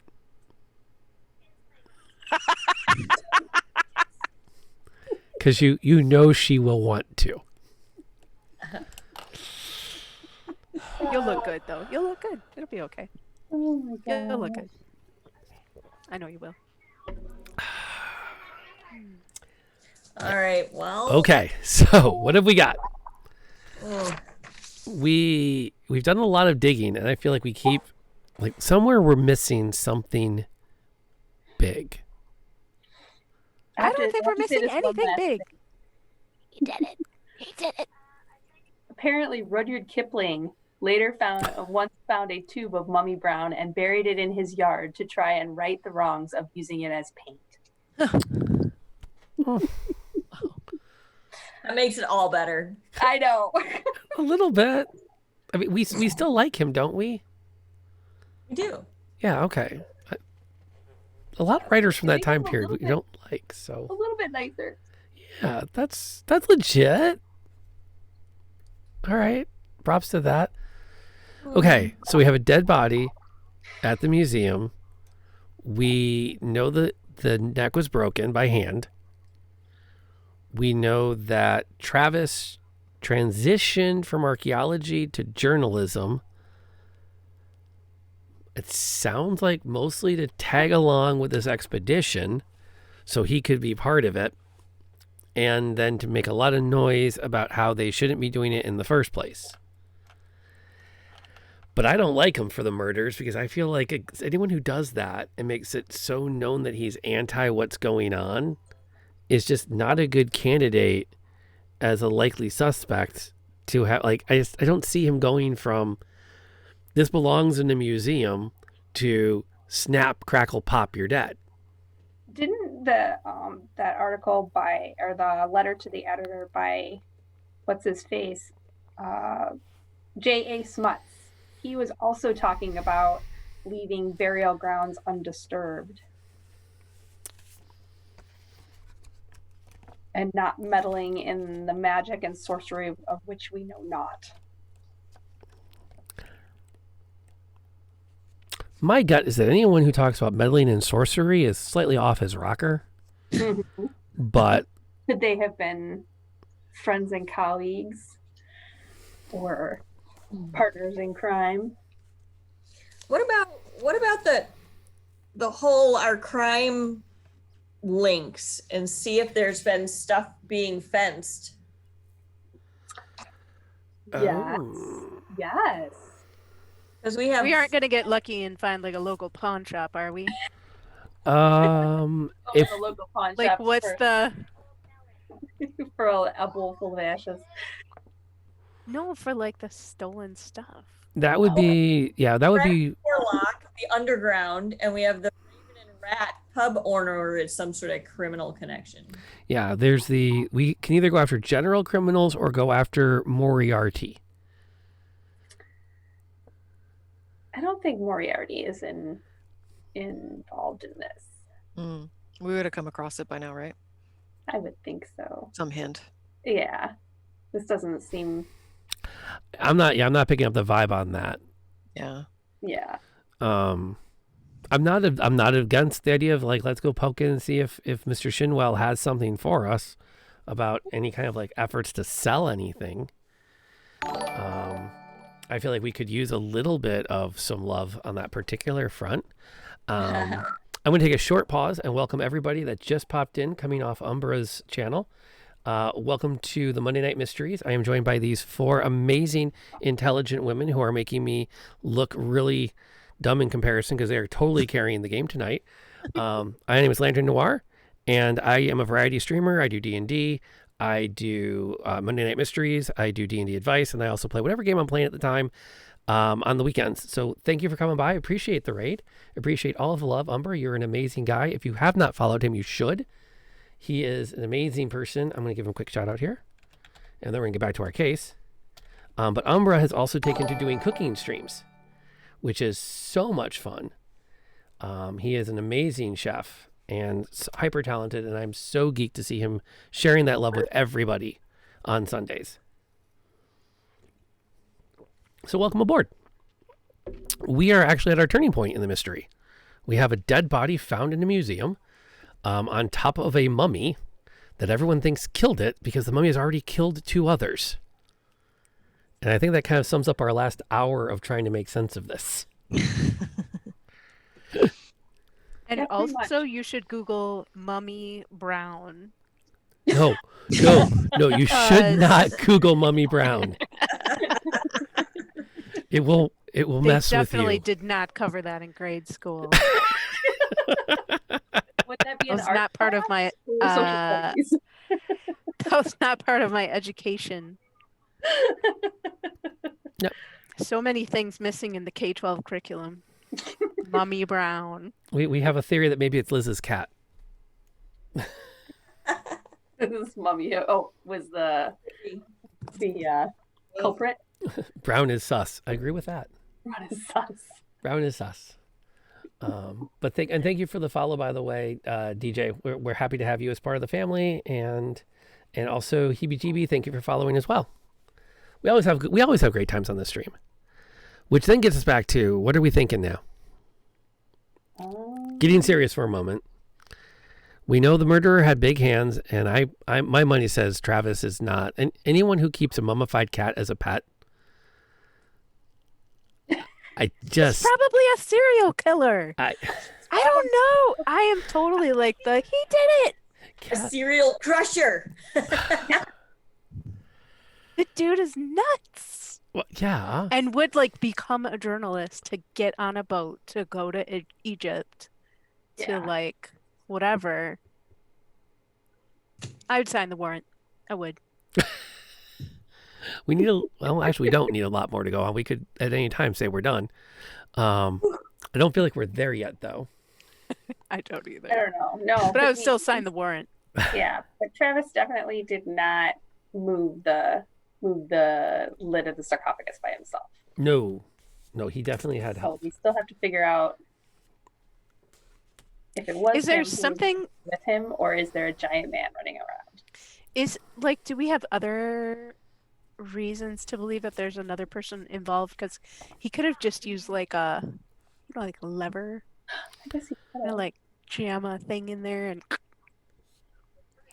I feel like we're still. He's still a crushed vertebrae. That's a powerful person. And Jasper said there were handprints, so there was a sign that there had been a snap. okay. Yeah, Which, Somebody other than the mummy cat guy. yeah, I think it yeah. was. We were about to go check in with the underground to see if not the underground, our criminal contact to see if someone had been trying to fence stuff. Do we still want to do that, or do we want to follow up with some of the names we've been given?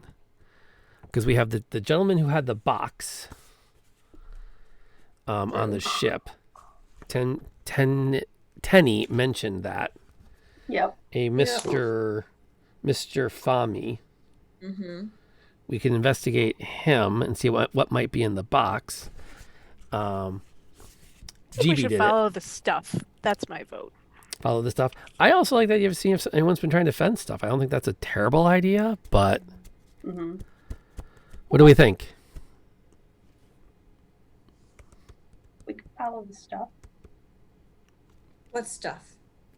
The missing bowl. The bowl of and ashes? potentially other missing stuff. Because there were papers all over the hold of the ship. Right. I think that's a good track, but how would we do that? That would be the checking in with our criminal contacts, wouldn't it? Maybe. Seems reasonable. See if there's any illegals. I mean, you're not going to sell stuff found in Egypt at the market. You're going to sell it through the underground. Yeah, market. You could sell it at Portobello Road, but that's a whole different story. Yeah. Where the riches of ages are sold. Yeah. So is that what we're thinking then? Or do we want to go follow up with the names of people we haven't checked in with yet? We haven't followed up on the two gentlemen that Tenny mentioned. And I think that's it. Well, and I thought maybe that's AJ Smuts. And From Smuts. But he might be a red herring as well. I feel like he's a red herring. I'm seeing head nods. Okay. Yeah. Yeah. Okay. So is it to the Rat and Raven Tavern to find out if anything's being sold on the black market, or across town to Mr. Was it Fami's house? Fami? Let's see. Where were we? That was 11 SC that we went. And just so I can make sure I get the name right. Yes, Mr. Fami. What do we think? I go with underground, because if Fami is the thief, he's not going to just go, "Yep, you got me. I totally had the bowl in it." Yeah. I think the underground, the pub. Okay. We can do that to the Rat and Raven then. 52. This is 52 EC. And we are heading to the Rat and Raven. And then I go to the book. Hopefully it turns up. Oh. Oh. Yep, for everyone that's coming on the raid, by the way, it's a great chance to bring you up. The way this game works is it's a choose your own adventure. We decide what page we go to by looking at the map and the phone book. And this is Sherlock Holmes Consulting Detective. We are currently working our way through case 6, the Mummy's Curse. Okay, here's the bad news. Porgy Shinwell shrugs his shoulders at our questions. The only thing I heard had to do with the ship itself. The, Eastern Empress? Yeah, that's it. There was a couple of blokes in here some weeks ago. Never saw him before, and haven't seen him since. One was a smarthy fellow. Dark-skinned. Perhaps from the Arab nations, unless I miss me guess. The other was an English gentleman, 50 or so. I overheard him say something about a bird, and later caught the name of the ship. Don't know what it means or if it helps you.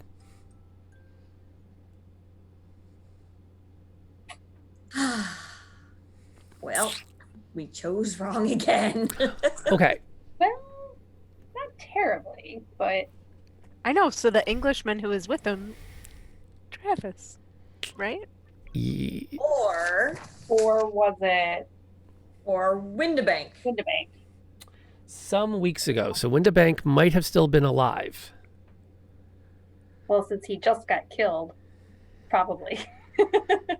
How much time has elapsed since We started this thing a while. Sherlock is back at the pub at this point, sipping a brandy, laughing at us. But that's not the point. How much time has passed How since much time has elapsed since, Weatherby died? And then when Windibank died? Like, what's our... I guess I don't have a sense of our time frame. Last night, right? Yeah, Windibank's death was in this morning's paper. Yeah. And Okay. Weatherby died on the ship several weeks ago. Weeks. Okay. And then also at the person we're talking to now is saying that the Englishman and an Arab looking guy. Is that how people like to be referred to? I think we have to remember that this is in the modern era. This is not exactly how we would be referring to these gentlemen, but we are referencing writings from, the turn of the century where they were not as conscientious as to how to address people who were different. Okay. I'll call him the Middle Eastern dude That'll work. and the English dude. Yep, and thank you, Nerdy, for keeping everybody, Nerd Girl, for giving everyone the 411 while we're playing. It's a little hard to multitask sometimes. And I am not the DM. I don't know where this is all going. I just read. I am at best a glorified speak and say. You're a moderator. I'm a moderator. Yeah. Well, I'm part of the game too. I don't know where this is going, so I'm as blind as everybody. I say Fami. We've got 2 leads toward a Middle Eastern gentleman and Middle Eastern gentleman. Let's go. knock him up. Yeah, see if he has bad things to say about Windibank, maybe. I don't know. Because I do like the idea that they got back into port and then they started trying to do something about a bird. Mummified bird? Bird mummy? That's what I was thinking too. I'm pretty sure they did bird mummies They did. along with the cats. I know the cat's the big Okay. one, right? Yeah. The cat's big. I guess that's possible. Mummified birds? Mm-hmm. Definitely. I feel like, okay, here's my gut. We need to be looking for anything that sounds like a bird that's not. Like, I feel like that's a nod in a direction that's not really an actual thing. Like he misunderstood what they said. Yeah, like he referenced like a word that sounds like sparrow, and so what the guy remembers is it referencing a bird, but the word wasn't sparrow in the first place. It was something else. Okay. Possibly. I don't know why that's in my head, but that's what's in my head right now. So we're gonna go see Mr. How did they spell it? 11. This is where it was. Fahmi. Is he in the book?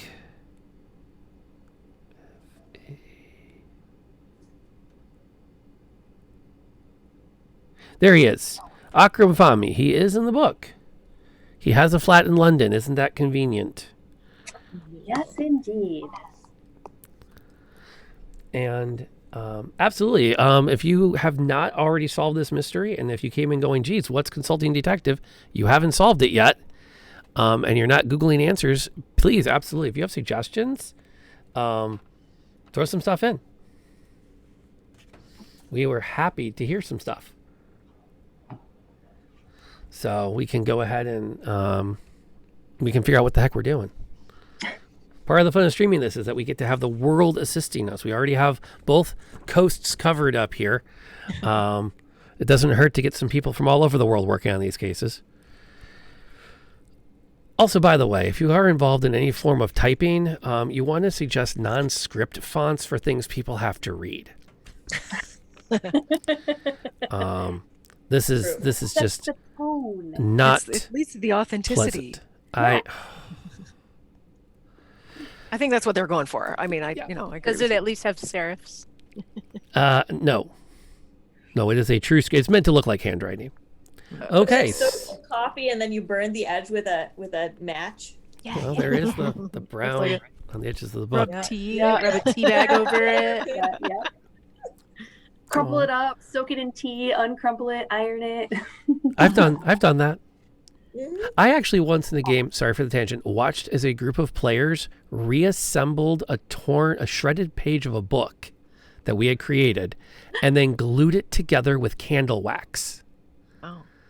They put it all together on another sheet of paper and then they drizzled candle wax over it to make it stick together so they could handle it to read it. I've never been so proud of players as I was in that moment. Sorry, Azteki. Very ingenious. That's dedication. Yeah. LARPers take everything to a new level. And thank you, Donkey, for coming back again in the future, we hope, for that follow. All right. We knock on Akram Fahmy's door, and it swings open of its own volition. Wiggins calls Fahmy's name, but receives no answer. After a moment, we decide to enter. In the middle of the study floor, we find the body of a man we assume is Akram Fahmy. He is lying face down with a knife protruding from the middle of his back. Dun dun dun.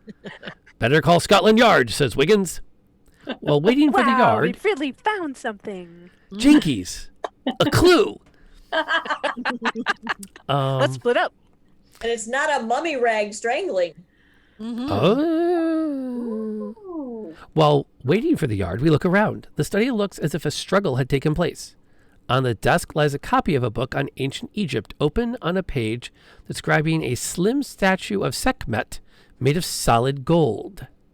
Before we can get much further, Constable Stilson arrives on the scene. He takes our statement and shoos us out. Great, now we have 4 bodies. Yeah. The mummy has struck again with a different weapon. And we have a potential small, valuable item. I think it's Travis. It's Travis. He's just putting on a crazy act. Mm. Or he's, I don't know. It seems worthy to take a moment. I also love that when Liz turned her head for emphasis, the cat went with her. As she was talking, it's like the two of you were in the exact same pose the entire time. Like you were just full agreement as to what's going on.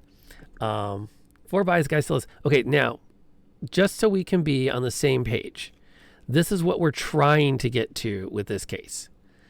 Who killed Ebenezer Turnbull? Why? Who killed Andrew Weatherby? Why? Who killed Windibank? Why?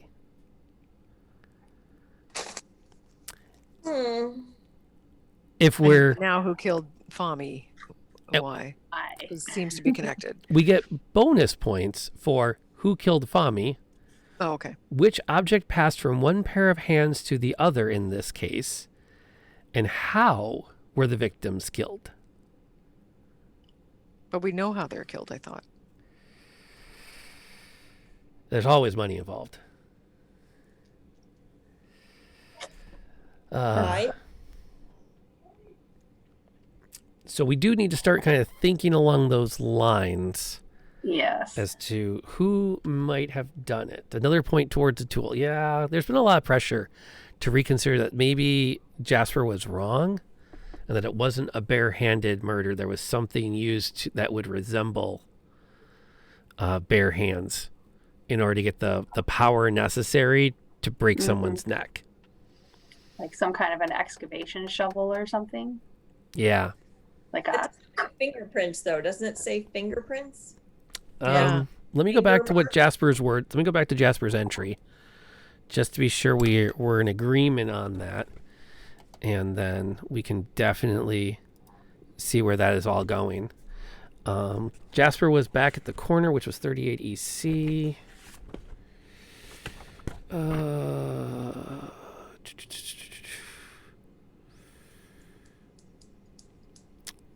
I can tell you if it was the mummy, he had powerful hands. The trachea was crushed along with the vertebra in the neck. Oh. No, wait. Papers report that mummy wrappings were found around his neck. Just window dressing, it was bare hands. The bruises and the way the vertebra was crushed leave no doubt. Okay. So, and we also have a theory that maybe it was a bare BEAR hands that were responsible. I'm not going to discount that as a possibility. I still think it was Windibank who killed the other two because they knew he was going to fence items. And whoever killed Windibank just put the mummy wrapping as to mislead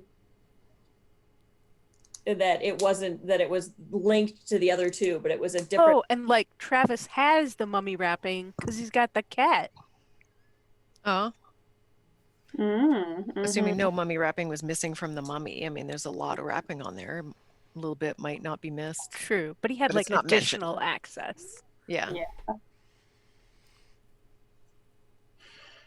Well, would we say that Weatherby killed Turnbull and Windibank killed Weatherby and Fami killed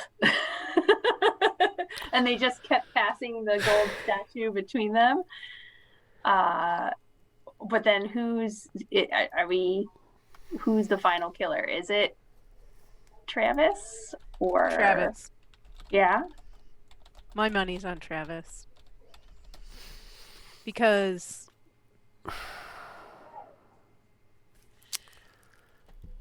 he's just too close to everything. Or he killed He's just too Fami because Fami is just like maybe saw him kill. See, Travis is a great suspect for the ship murder because the whole I'm seasick and I'm in my cabin, that just sounds like an alibi that he set up. Yeah, I'm totally digging that. Remind me one more time who had the handprints around their neck. Sorry, I didn't write it down. Windibank.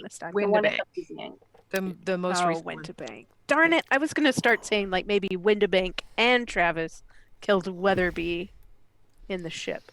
It could be because Windibank and Travis went on it together. Mm-hmm. Right. Mm-hmm. And then Travis turned on. The two of them killed Turnbull and Weatherby, and then Travis turned on him. But it still doesn't explain, like, then Travis must have an accomplice to help move the sarcophagus. But that's possible. Does Travis have some sort of big friend? Do we know Travis's size? Yes, because we went to talk to him. He was the guy with the... Oh, well, I guess it didn't really say. Yeah. No. Did they cover that? Okay. It did not make a note of his size. It just referred to him as a handsome young man with the enthusiasm of youth. So... Yeah, that's pretty general. Yeah. So he may or may not have an accomplice. May or may not. Maybe it was Fami the accomplice. Do we get a description of Fami's size? Did not make a note of it. Okay. Mm-mm. Couldn't close the sarcophagus on him himself. Yeah, no, although it wasn't fully closed. But, yeah. We still have the other Middle Eastern gentleman to investigate that seemed to have something out for Fahmy. That's true. I feel like I can't think of too many other locations. Maybe he'll be a giant guy, and then we'll just. We'll just know. Well, I'm liking the idea of that like chain of murders. Mm-hmm. There's That's the mummy's curse, is that everybody is wanting this golden statue.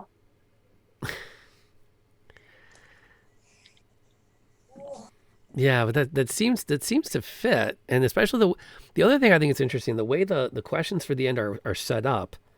It definitely sounds like there are 3 murderers involved. Oh, okay. I mean, it doesn't say that, Well, but that's it could be a trick question. absolutely And the true. answer to all of them is the same. Yeah, I've done that to students too. I know you're going to answer the same thing 3 times, so I'm going to ask it 3 times just to make you sweat answering the same thing 3 times. Yeah. Is it really that? Am I really giving the same answer 3 times? Yeah, but I'm also the guy that will pass a student making up a quiz in the hallway and just look down at their paper and then deeply sigh and shake my head and go, well, I guess if that's what you want to put for number 4, and then walk away. You're terrible. That's mean. You're so terrible. Although, when I'm working with students and they give me an answer and they're uncertain about it, I'll go, why do you think that? What makes you so sure? Are you sure that's your answer? Yeah.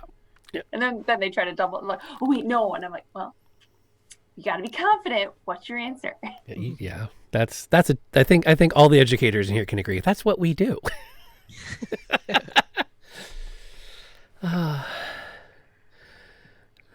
was never. Yeah, right. It's okay not to be sure. You just play it loud. Okay, so what have we got? Hang on, I got some little munchkins to wrangle. You got wrangle some munchkins? We can wrangle some munchkins. I'm going to kind of recap what we have in our timeline so far. Just for my peace of mind. Let me put this up. And... oh, nope, that's not going to show up like it's supposed to.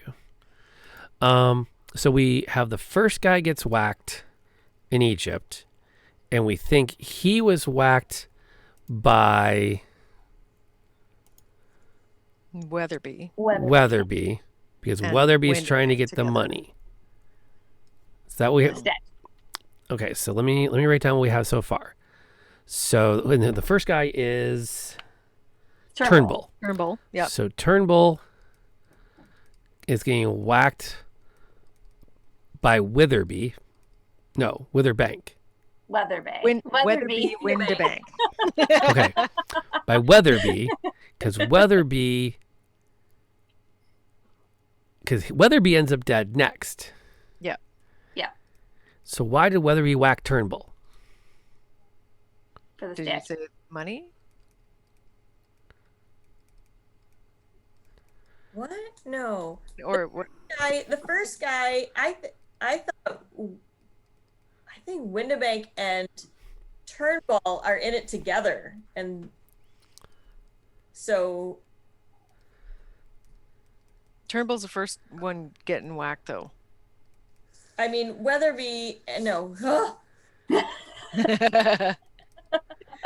Windebank and Travis Yeah, are in it together, and Yeah. they Okay. killed the first 2. Turnbull in Egypt because he figured out that they were pocketing things to sell.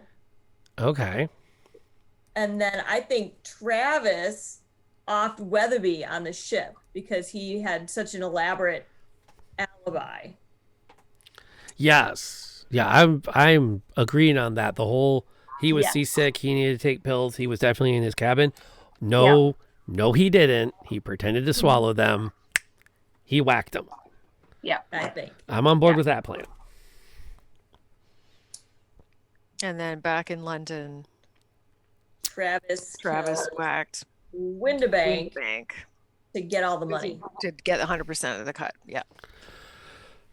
Or maybe to get the cat mummy. I don't know. Or yeah, or whatever the prize is. Yeah. But how? Not have to share the loot. Yeah. Yeah. How do we resolve the weight of the sarcophagus lid, though? Because it said it took. Go ahead. Go ahead. Nope. I was gonna say, I think that Fami helped Travis with the final, or with the Windibank murder, and then Travis killed Fami To cover to their cover, bigger yeah, witness. to be the only one left. He's like, yep, Yeah. yep, all the loose ends are all tied up, and I'll kill him in a different way so nobody thinks that it was related. Yeah, Because Fami. nobody knows that Fami was part of the expedition or on the boat. And then That's what I think. Fami just got whacked. Or the other guy that was staring at Fami just whacked him for whatever's in the box, and it's totally unrelated. Oh, And that makes okay. I'm we down. haven't talked to that guy. We also though know that we surmise that a Brit and a Middle Eastern gentleman were traveling together. That kind of matches up with the idea of them selling stuff. So that does put the Travis and Fami as a pair in the front of the possibilities. Unless unless Travis killed maybe I think we should go look up the other Middle Eastern gentleman, because if he is still alive, maybe it was Windibank and Fami who had the pact to go sell stuff, and Travis and the other Middle Eastern gentleman who had a fight with Fami killed them both to stop the sale of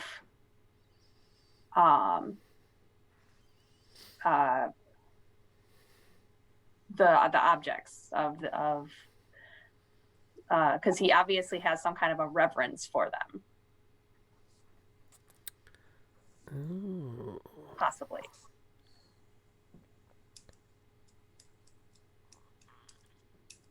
Or not. No, I'm it works for me. I'm just processing it. We have a lot on the table. We have a lot of suspects. Where is Watson? That is a dang good question. What is our veteran up to right now? Sheesh. He's still shouting balderdash at the newspaper and stomping around. Yeah, writing more angry letters to the editor. That does sound about right. So our thinking is we're going to learn something interesting if we go track down smoky mummy ashes. That's not no, Watson would not. No, that's a Holmes thing. Yeah, Sherlock. Holmes probably no. Holmes is very is very He would progressive. take a shot of heroin, he would violin a little bit, and then he would smoke the ashes. I don't think so. I'm going to push back at that. I think Holmes is just too. I mean, and no. Depends on who's playing him. I don't know. I don't think any of the Holmeses would have smoked mummy. I don't think so. I don't see that. Okay. No. So what I don't like is I don't feel like we have any good sense of where to go to look for stuff that's not just looking up people. I feel like we aren't going anywhere. Like we're not going after like a location where something interesting happened. At this point, we're now people. Yeah, we're tracking down people, and the ship I don't think is listed. I don't think we can go to the ship, but I'm going to look real quick and see if there's something there. Do mummies taste like cloves? That is a question I don't want to have answered. I'll be back in a minute. Okay. It'll take me a second to track down all the various places we've been with all the names and the spellings, so we can remember what's. Oh wait, the name was in the paper, wasn't it? The name of the ship. Name? Oh, it was the Eastern Empress. Eastern or Empress. Like that. Yes, it was in the newspaper. I'm looking right now. Yeah, I'm looking to see if it's listed as a place we can go. Mm-hmm. If we want that option, and it is not. Nobody has told us where to find the ship. Yeah, so we can't. The best we could probably do is a reference to which company it's with. The Jardine ship. I think isn't that a type of ship? Yeah, that's not going to help us. Scotland Yard might point us somewhere. Yeah. I still maintain that Smuts and Bulldog are both. Well,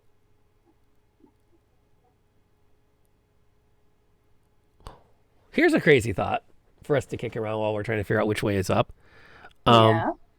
What if Bulldog murdered Fami? Why would Bulldog murder Fami? Because he's a foreigner? He doesn't like foreigners. Yeah, maybe. I don't know. I think I think you're right. I think those are red herrings. I'm still curious about the other named person on the boat. What was the other guy's name? Fami and. Oh, everybody else left. Yeah, it's just us two. I'm like, now's a great time to answer any questions about the game we're playing, or the style of these. The other name is Al-Saad.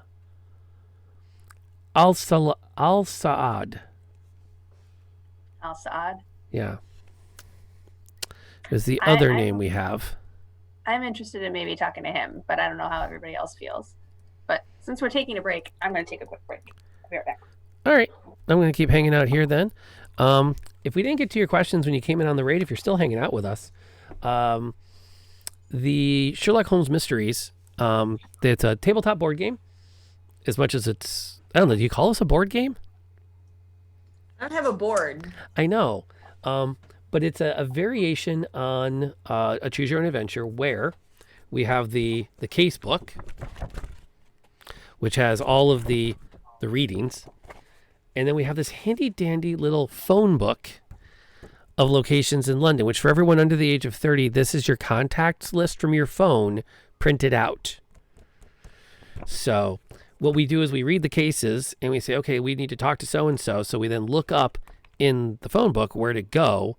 And that code tells us what page in the book to turn to. So it's very evocative of a Choose Your Own Adventure novel. Except there's a right way to read it. And it kind of sucks when you don't find it. But there are 4 of these published now. And my wife, Jenni, Jennisis, and I have only played through 6 cases in the first box set. And it's 10 sets, 10 cases per box. So if we were to do this every Monday night, it would take us the entire year to play through the collection. Which, I don't know. If this keeps being semi-successful, we're going to keep doing. We usually start around 8 p.m., give or take. And we try to target an end time of 11 p.m. Is there a page that tells you have died? Not in as many words, but there are pages that tell you this was a waste of your time. You just lost 5 points. We were saying earlier there was one reference in one of the previous cases to Henry Higgins as to someone you can follow up with. And if you go talk to Mr. Higgins, all he does is complain about your poor pronunciation. Are we all East Coast? I am based in East Coast time, as are Pam, Liz, and my wife, because my wife and I are still together. Our friend Cassandra, on the other hand, is actually on the West Coast, over in Vancouver. So It is a lot of fun to have her here tonight. We take advantage that we don't have to limit ourselves just to. Oh, we have munchkins. Good night, Daddy. Good night, little bit. Are you behaving? Here, Dad. No. He said good night, little bit. Are you behaving? Yes. Besides taking a little bit to get wrangled into bed. Yes, very much. Aw. I'm gonna go to sleep. Good call. Bye. Good night. Love you all. It is a school night. It is a skull. You had to say that. Well, it's a school night for all of you that actually have real work tomorrow. All I'm doing is passing out a review guide and finalizing grades. Mhm. That's okay. In other news, our yes, the little ones are. We took a chance. They're all learning from home, and we gambled that our only daughter, and Pam's only child, would be able to hit it off enough to get their schoolwork done if they were together at home. And we've been quarantining together through this experience, so we have at least one other family we've interacted with. And the only other family we've interacted with, which has kind of been a saving grace through this time. Except for that really bad patch around Christmas when we didn't even risk having the pods get together. Because it was just like, nah, we're going to wait a little bit. Okay. I keep thinking it's the quarantine pod that we formed when we thought it'd be like a month or 2 months. The very worst. It'd go till the end of the summer. We could Yeah. hang out, play some games. It'd be totally cool. Yeah, Yeah. by August, it'll be over. And here we are in January. Although if I recall correctly, I told you Thank it God wasn't for going to be interesting over. People. I know. I was in denial, just like everybody else. It I was would, definitely. I saw too many news articles that had that graph from 1918 and went, this is not going to be over in September. Why does everyone? And I kept, like, every staff meeting, it's like, why are we planning for a normal September? We're spending hours planning for September. Mm-hmm. Okay. Donkey has welcomed the ladies back to the table, which means that there's actually something to look at on the screen besides my ugly mug with this face meant for radio. And we are kind of like, I think we've stalled. I think we need a break. Are we feeling recharged that we can push through to the end of this now? Do we want to posit our solutions, or do we want to do a little more digging to confirm our suspicions? So just bring me up to speed after my brief absence. Anything new? We didn't follow any new leads. We just kicked around more theories. Jen suggested we go talk to Al-Said to see if he has any more to say on the matter, because we know he and Mr. Fahmy were at odds on the boat. Or if he's dead. If we find him dead, I'm calling it a night. It's like, for crying out loud, Nobody left. we are the curse. We're done. Where's a pub? I'm rooting for that we find him to be a huge guy. Yeah. That would be helpful. Or I mean, I think I keep looping back to the possibility, and this is weird because in theory, Jasper shouldn't be wrong. Like Jasper said, there were bruises consistent with hands, but it's weird for me to not feel a little bit like we weren't supposed to believe Jasper, and I feel like the idea of not believing Sir Jasper violates my faith in the way that the classic stories were written. Like, they don't make mistakes. The only people who make the mistakes are the irregulars and Watson,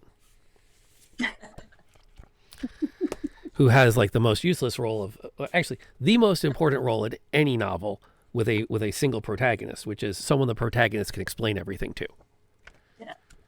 I think we're gonna go find this guy, and he's gonna be a little guy, but with one giant hand, like Hellboy, only Middle Eastern. Yes. Okay, is that our plan then? I think so. I What think a- that sounds like a good plan. Like, what's 5 more points at this point? Kind of. Because we know that Sherlock did it in 3 steps. So I don't think he did this one that fast. I don't think he did. okay. We'll see. Okay. You see with the spoon? Dun, dun, dun. All right, so 19 SE. Well, that should definitely be in the book. I'd be shocked if it's... Oh, bollocks. Oh. It's nothing, isn't it? He's not home.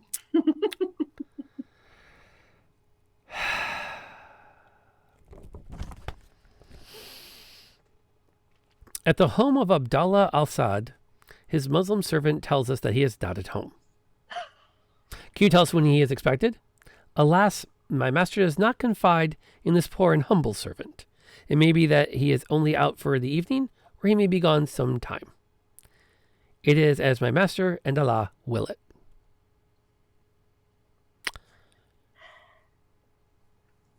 All right then. Darn. Well, crap. Sorry. Yep, that was 5 wasted points. Sorry. Womp womp. Yeah, how convenient. And the lack of a lead from the lead is like, man, I feel like we're just overlooking something.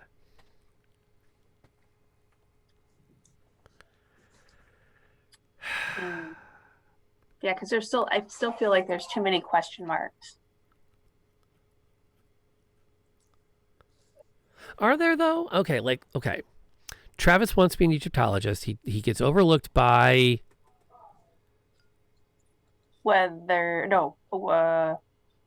Windibank. Windibank. Because Weatherby's the one that replaced him. which is why Travis whacks him. Yes. Okay. Turnbull puts this all together, but he's trying to make a profit on it. Mm-hmm. Because that's Turnbull's big thing. Maybe not, though. Also talking about how it's not about the profit, it's about bringing to life the ancient culture or whatnot. But wasn't the name of the presentation how to maintain profitability? Well, it sort of started out with something about running it in a profitable manner, but then it ended up with that the main reason for doing this is not to be a treasure seeker. I don't buy that because I'm thinking that's the kind of thing you say when you're trying to make a lot of money doing on something that you're not supposed to be making money on. And you want everyone to go along with the fact that you're a great human, you're a humanitarian that's going to cut yourself a 6-figure check. Because that makes me like Travis for whacking Turnbull. Why? But it was a joint effort, so maybe Turnbull was the one saying we should, be not doing this with a profitable aim, and the profitable aim verbiage was being presented by Windibank. So Windibank and Travis whack Turnbull because he's getting in the way of trying to pocket some money. Travis whacks Weatherby on principle on the ship coming back, and then Travis whacks Windibank because Windibank's getting cold feet about selling everything. I don't know, but he can't have done it by himself because of the sarcophagus lid. So Right. But I still think Fami maybe helped him because Fami was talking to Windibank, so maybe he was the fence.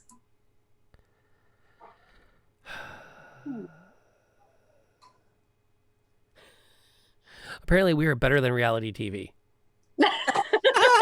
I'll take that, Donkey. Thank you so much.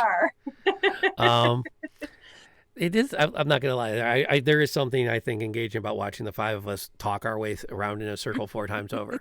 But no, I think the fact that we know Fami is connected to somebody makes sense, and I like the idea of him being connected with Travis and being an assistant with it. Oh, that's a possibility. Jeremy put out the idea that maybe if 2 people could open it, you could then slide the body in. Possibly. Oh, so What? maybe he tricked him. Mhm. Oh, my battery's running low. Oh Like, no. yeah, like Weatherby. Oh. No, Windibank. Maybe he Windibank tricked him. and Travis moved the lid off. Then Windibank got whacked and stuck in there. Yes, because his arm was sticking out, so maybe he like shoved it. Yeah, like it's not easy to move. Yeah, because if it was two people, you would have been able to easily get the whole guy in there. Yes. You getting me a plug? I'm getting a plug. Hold on. I got it. No. Give me the plug. You go back up. Okay. Yeah, I don't know. Maybe you don't have to be that huge. Maybe just a young, strong man could crush a trachea. You know, maybe we're trying to look for a huge guy and we don't really need a huge guy. Maybe we just need a guy. I don't know. I still think it's two separate murderers. Where's the plug? Because of the whole fingerprints thing, that's why and the window dressing comment, it's two different murderers, and I think the first two were actually strangled, and Windibank was not strangled with the wrapping. His was the copycat murder. I think his was a copycat murder. I feel like this case just Otherwise, why make a big deal about the crushed trachea and whatnot? All fake, unless the wrapping is all just to blame it on the mummy. So in which case, then it would be all the same person. Oh, I'm down with that. Yeah, maybe. So it could be all of them could have been killed by Travis. That's the thing is Travis is the common thread that runs all the way through this. Yeah. And I can also see the possibility that Windibank was on board with everything until Weatherby ended up dead. And that was the turning point. Because that was his He's like, favorite. wait a minute. Yeah. Right.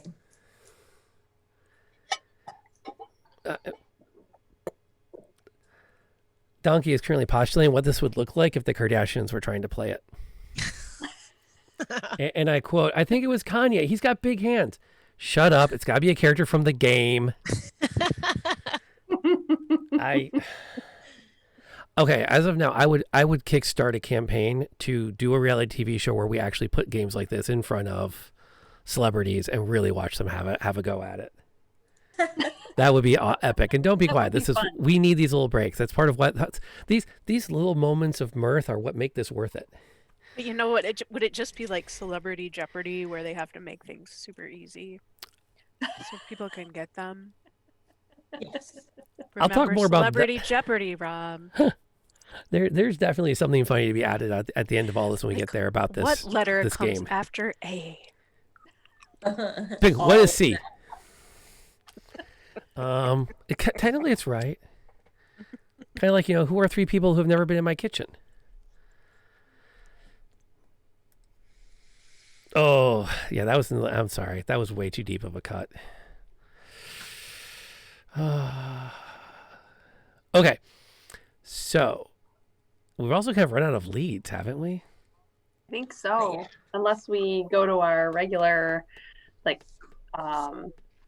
normal every episode contacts. Which I don't think Mycroft is going to have anything to say to us. I always feel guilty when we go to Sherlock because I'm like, I'm sorry. Never Bob, go to I'm Sherlock. stupid. But you know what? We do need to phone a friend. Well, we Okay. haven't gone to Scotland Yard. We haven't. Do we think Scotland Yard will tell us anything we don't already know? Well, they've got all the reports. They might at least confirm some of our suspicions. And I'd like to do one more lead before we call it, just to see if it's a good lead we go after, just to either rule out what we think is true or not. Like, I'm willing to toss the 5 points just to not fail. Assuming we're on track to not fail, which I'm not entirely sure at this point. I don't know. I mean, we have some good theories, but I don't feel confident in I don't either. any of them. I have a theory. It could be bunnies. What happened to, I have in my notes, Fred Porlock.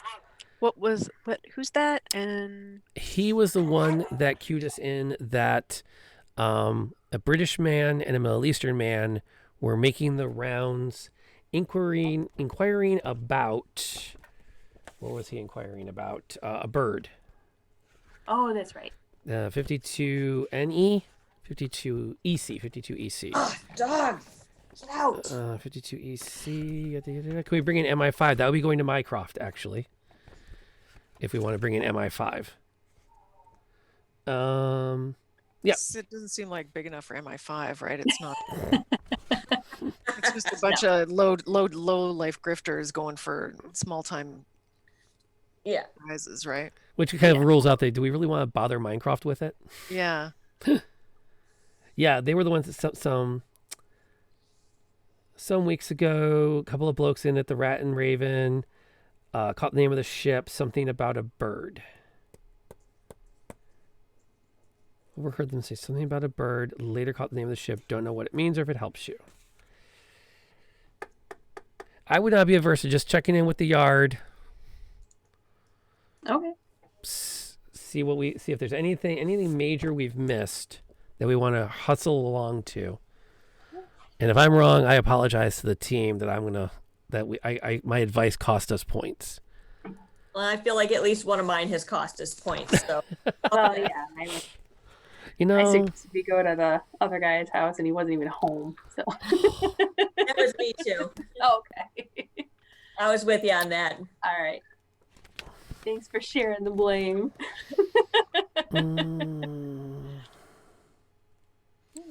Yep. Is it another bust? Yep. Oh. What's Holmes working on now? Suppose he needs the yard's help again? Greets Lestrade as we enter his office. He's asked us to look into the Windibank death. Should have known.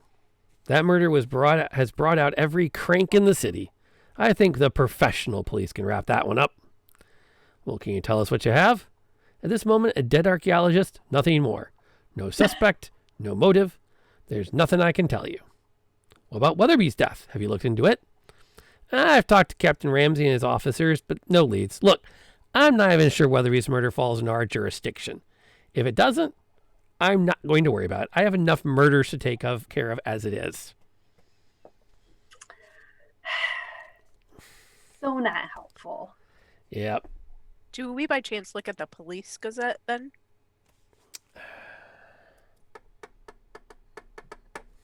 Although it sounds like they don't have any info themselves either. Yeah. So I perused all the papers, and the only sort of recurring themes were there's a jewel thief on the loose and has been for several months. That gets resolved. Okay. Yes. That was resolved in one of the previous. And mysterious sailors turning up dead in Southwark. Not related to the Jardine line or the Eastern Empress, but so more red herrings, I guess. I'm just trying to think that was there anything useful in the papers other than the announcements of the actual murders that we're looking at? I don't think so. But I don't know. I like our theories, and the good news is we haven't actually had to say how. All the hows are off the table. We just need to know who and why. Mm-hmm. So I'm wondering, maybe we should feel pretty good then. Okay. But I'm not. I just gotta nail it down. Yeah, I gotta write something down before I flip to the last page to say, okay, we're going in with this. Okay. Okay. If that's where we're at, I feel like we are. I think just don't feel confident. I don't either. And my wandering eyes have noticed things that I think we're going to be disappointed in ourselves a little bit. Is there time to salvage? My eyes have not. There's a word I saw, a name I saw that I have no reference for. Okay. So I don't even know how it would justify saying we should pursue this lead. That's part of the downside of having the book is not glancing at the text. But I have no idea how where this name would come from that we would want to investigate it from what has been said. So I'm hoping we missed a big something. I'm hoping we're okay though with our theories. Okay. Because we can still get full credit. We can get full credit if we get the right answer. Our work doesn't have to match it. It just has to match it enough that the teacher doesn't notice. Yeah. I mean, let's be honest here. In any like AP level problem, if the first 3 steps are right and the last 3 steps are right, the middle can be anything. No one's going to know.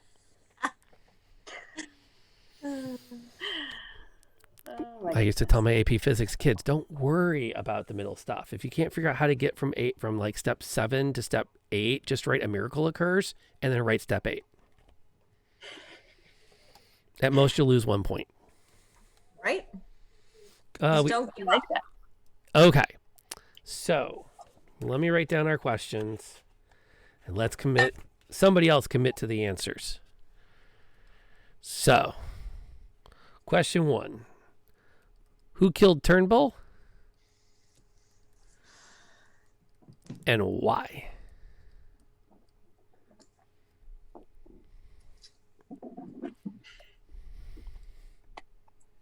I still think Windibank because Turnbull found out he was selling things on the. Agreed. I like that. Windibank did it because Turnbull was selling or Windibank was selling? Windibank was selling. Windibank was Turnbull selling. found out and didn't like it. Yeah. Okay, to hide selling goods. Okay. Who killed Weatherby? The first of the W's. I think it's Windibank and Travis. This is the one on the ship. I think it's just Travis. I'm liking just Travis for this murder. Windibank, Weatherby was Windibank's prize student. Yeah. Well, Okay. I think. I think it was just Travis, but I could be argued at. I don't see Windibank killing his student he handpicked for this trip. I don't see Weatherby's murder as a collaboration. I mean, But what he was killed down in the hold. So maybe he found Windibank messing with stuff. And then Windibank had to kill him to cover up whatever he was doing down there. or Weatherby found out, connected A and B and figured out that Windibank killed Turnbull.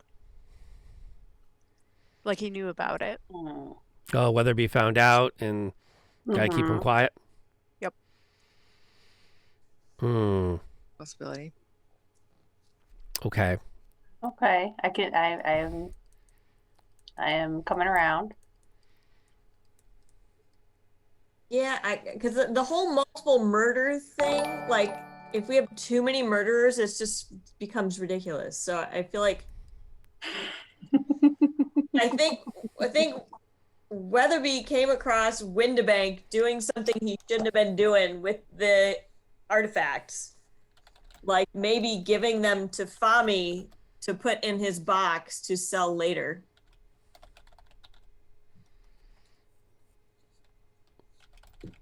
Okay. That's why Windibank had to kill Weatherby. Yeah. And then Travis, maybe he really was sick. I mean, it seemed like a lame excuse, but could have been real. And he's just a lunatic. You mean the perfect alibi went unused? Really? I don't know. Because that was really the biggest thing that made me suspect Travis is his alibi. Is that messed up? Yeah. Okay, so we're thinking. So now we're revising this to continued cover up. Windibank is our guy, Yeah. and that's to continue the cover up. So then, who killed Windibank?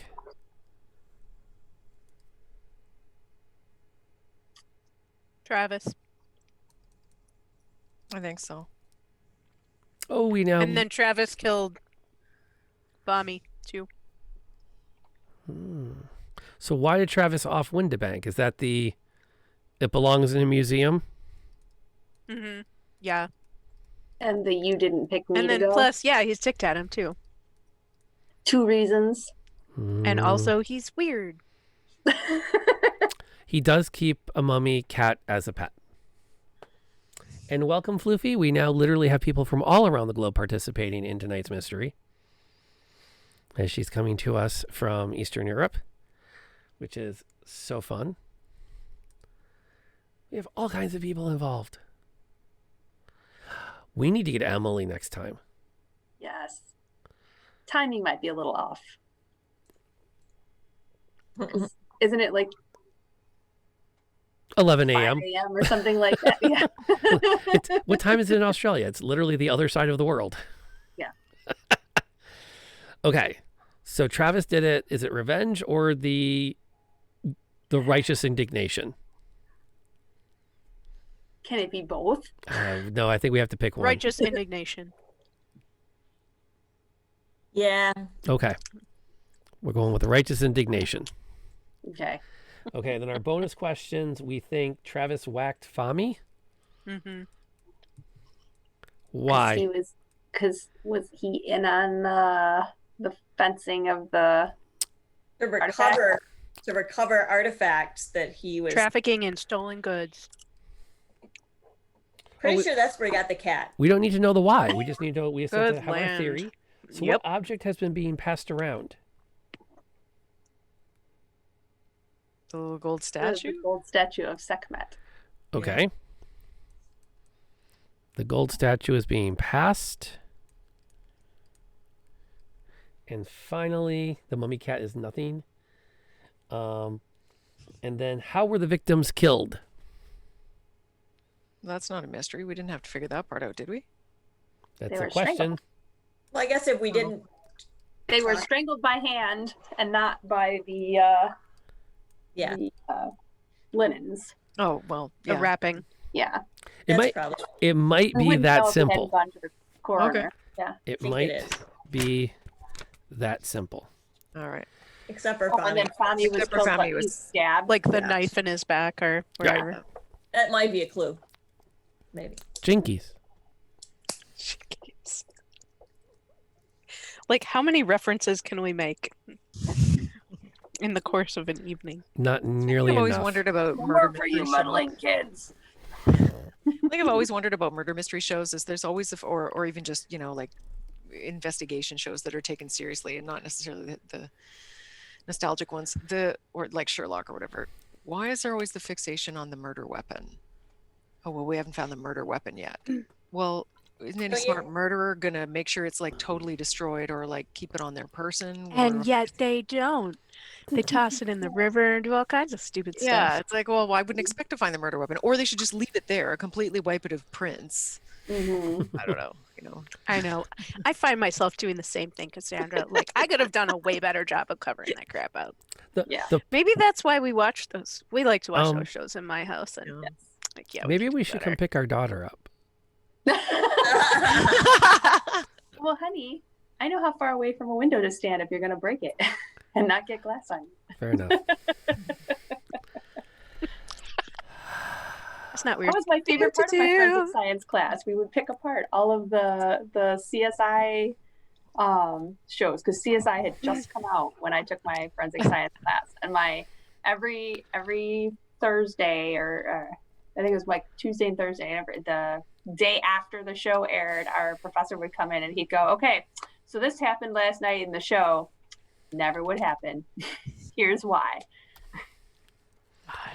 Okay, are we ready? Too much luminol. It's expensive. Yeah, no kidding. I'm Or ballistics ready. gel. Oh Yeah. my gosh. Okay. Well, Watson, let me set your mind to rest. I think we have a suspect other than the mummy.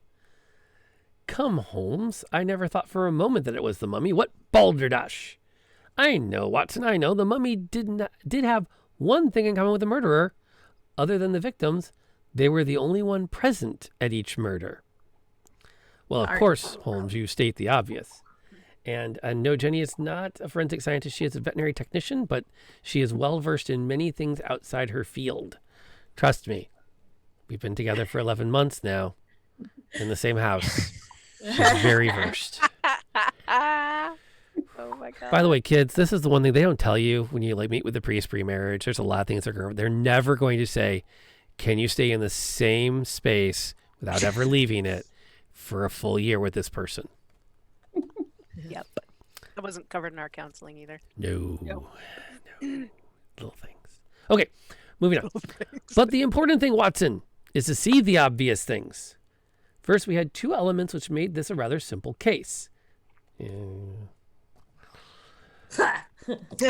First, the place where the murders took place allowed us to limit the number of suspects. Then the fact that these suspects were assassinated one after another considerably reduced the possibilities.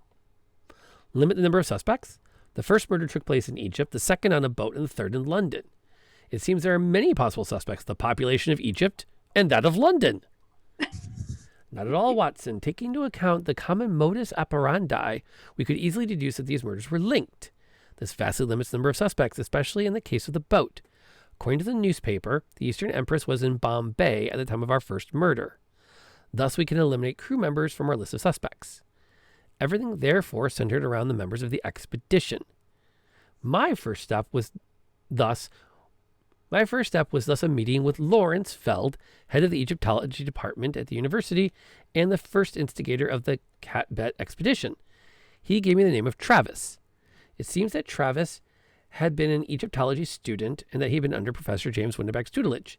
He tried to be part of that expedition, but was turned down. Weatherby was chosen in his stead, which affected Travis. A nice suspect in truth, more so since a telegram sent to the Times confirmed that he had managed to follow the expedition to Egypt as a correspondent. Ah! So we should have gone to the Times. So Travis is our culprit. You're going too fast, Watson. Even if Travis made a nice culprit, many elements quickly proved to me that he couldn't be implicated in all the murders. First of all, his first article clearly shows that he could never enter the tomb and thus commit the first murder. Then, a conversation with Luther Tenney, who held the investigation on the death of Weatherby, clearly proved to me that he couldn't be implicated in the second. Moreover, Tenney, by telling me of the tormented voyage of the Eastern Empress, gave me one of the missing keys. Why would Weatherby, in the middle of a storm, feel a need to verify the contents of the expedition's crates? Probably because he realized that an item of great value was missing. From then on, only one person could have stolen that item from the tomb. You mean James Windibank? Yes, Watson, Windibank. With Turnbull and Weatherby dead, Travis out of the loop, there remains only him. When Feld mentioned his assistance at being named the head of the expedition, I started being suspicious about him. The conversation with Tenney only confirmed my doubts, but I was lacking a motive, and I thus consulted Langdale Pike about Windibank. Now, Wendell Pike would have been the society columnist that we all blew off. Oh. Oh. He revealed to me that Windibank, madly in love with his wife, was spending a fortune to keep her lifestyle. From then on, everything was clear. Windibank was probably paid to bring back an item from the tomb. He was unfortunately surprised by Turnbull and killed him, disguising his misdeed and improvising around a curse. But of course, Weatherby didn't believe that story and probably guessed Windibank's implication when he saw him chanting with Akram Fahmy, who was apparently transporting a highly precious object. He wanted to be certain and thus looked for proof in the inventory. But Windibank was wary and thus killed poor Weatherby, giving at the same time importance to the story of the curse. But then, how did he die as well? Come, Watson, think. Who remains? Why? Travis, of course. And for him, the motive is rather simple. Travis, Egyptology student and never far from the murders, probably guessed the mummy didn't have much to do with the whole thing. However, he understood that he could take advantage of the story of a curse to take revenge, all the while being covered by the story invented by the latter. The irony is, in the end, Windibank was a victim of his own plot. What was Travis's motive then? Revenge. Okay, so not what we thought. Yeah. But we got the We talked murderers, about right? Oh, we're going to say revenge. I'm going to give us those We points. did pretty good. I think we did pretty good. I'm saying revenge. We were... You can't change our answer. Yes, I can. Okay. I'm I'm keeping... a little crabby about the gossip columnist. I'm What keeping does that score. have to do with this? I'm what if- keeping score. You know what? We didn't need that though. We didn't need that because we already supposed that Windibank needed money. We just didn't know why. We didn't know why, but I mean, we didn't really need that. Dun, dun, dun. Okay, so here's what the ones that we don't need to count when we tally our score. First, let's get our points so far before we take our penalties. Let's see. Who killed Turnbull? We said Windibank, 10 points. Yay. Why? To hide stealing goods, 20 points. Yay. Who killed Weatherby? Windibank. Worth 20 points. Why? To continue the cover-up. 20 points. Who killed Windibank? Travis, 10 points. Why? All right, tell you what. I'll give us 10 instead of 20. Because we were really uncomfortable not saying revenge. And I'll be honest, did any of us really think he murdered someone over it belongs in a museum? I was Crazy, so crazy. Okay, fair enough then. So, yeah. Cat mummy. Come on now. Fair enough. Yeah. Now for the bonus points. This is the good stuff. Who killed Fahmy? Abdullah al-Saud, who has threw that out there. Possibility. fled the country having committed the murder, which is why no one knows when he's coming back. Oh, of course. Yeah. Womp womp. Dumb. Which object passed from one pair of hands to the other? A golden statue of Sekhmet. How were the victims killed? They were strangled barehanded. So in other words, if you opted to go see the coroner, you pretty much got those points back. Boom. So that gives our score before penalties, 10, 20, so that's 30, 50, 70, 80, 90, 110, 115, Out of a possible 100. Oh, because bonus. Because once. Because bonus. Yeah. 115 points is what we're currently sitting on. Ooh, it's bonus points. Now comes the bad news. Uh-oh. Okay, so the ones that Holmes did, and therefore we treat the same. Holmes went to the university. He went to the Times. We did not. He saw Mr. Tenney. He went to Langdale Pipe. He used articles from throughout the paper. Wow. What was in the paper that was useful? Not really anything. The article from the 17th of August, article from the 5th of March, shipping departures also 5th of March, and then 12 April, the recent article. So the shipping is what set up the Bombay thing, which is why we were supposed to assume it was no one on the crew. But we did not, unfortunately, we didn't actually confirm that. We just said it was the case. Yeah. So now we see so that's 5, 10, 15, 20, 25, 30, 35, 40, giving us a final score of 75 out of a possible 100 points. I don't think we should lose any points just because our methods were different than Sherlock's. Amen. we got Amen. the right answers. Who cares how we got there? I think that wasn't too bad, actually. we won. Let's be honest. We got it right. Yeah. So let's not lose sight of the simple fact that we got it. We just didn't do it great. Oh, our methods were different. Yeah. I like the way you think. That's legit. Me too. This is Yep. definitely a keeper. Let me I actually have one handy. And I shall mark the book. That this was completed with a score of 75 points. This is Rob, Jenny, Liz, Cassandra, Pam, plus Twitch .tv for 75 points on. Today is the 11th of the year after the year that shall not be named. And it is now immortalized in the back of the book, so that when we finally finish all 10 cases, we can pass it on to another household and continue. Are we doing this again tomorrow? No. No, tomorrow night I have, tomorrow afternoon, if you check the schedule, I'll be on at 5 o'clock for the happy hour at the Old Timer Tavern, where two old timers spend a happy hour telling you how to have a good time playing RPGs with over 85 years of D&D experience between them. No guarantee on success because it's happy hour and who knows what we're going to say. And the hope is that we'll be back for another Monday Night Mystery, if not next week, the following. Because Jenny, you have a meeting Monday. I have a meeting. And I've been forbidden from continuing more of these without the presence of my beloved. You can. So, Just however, don't do what I haven't done. however, yes, we have older cases we can take out that Jenny has already done once, as an opportunity to continue to explore these and have a good time. So that's where that's at. I think Liz's cat should be recorded in the results, having been present for Yes. pretty much the entire After very session. patiently, yes. Yeah.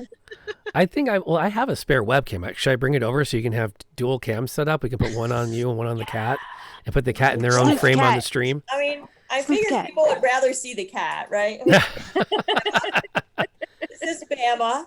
Bama does not sit on laps. She Mama. chair. And she's special. She literally has to have her own chair at the table.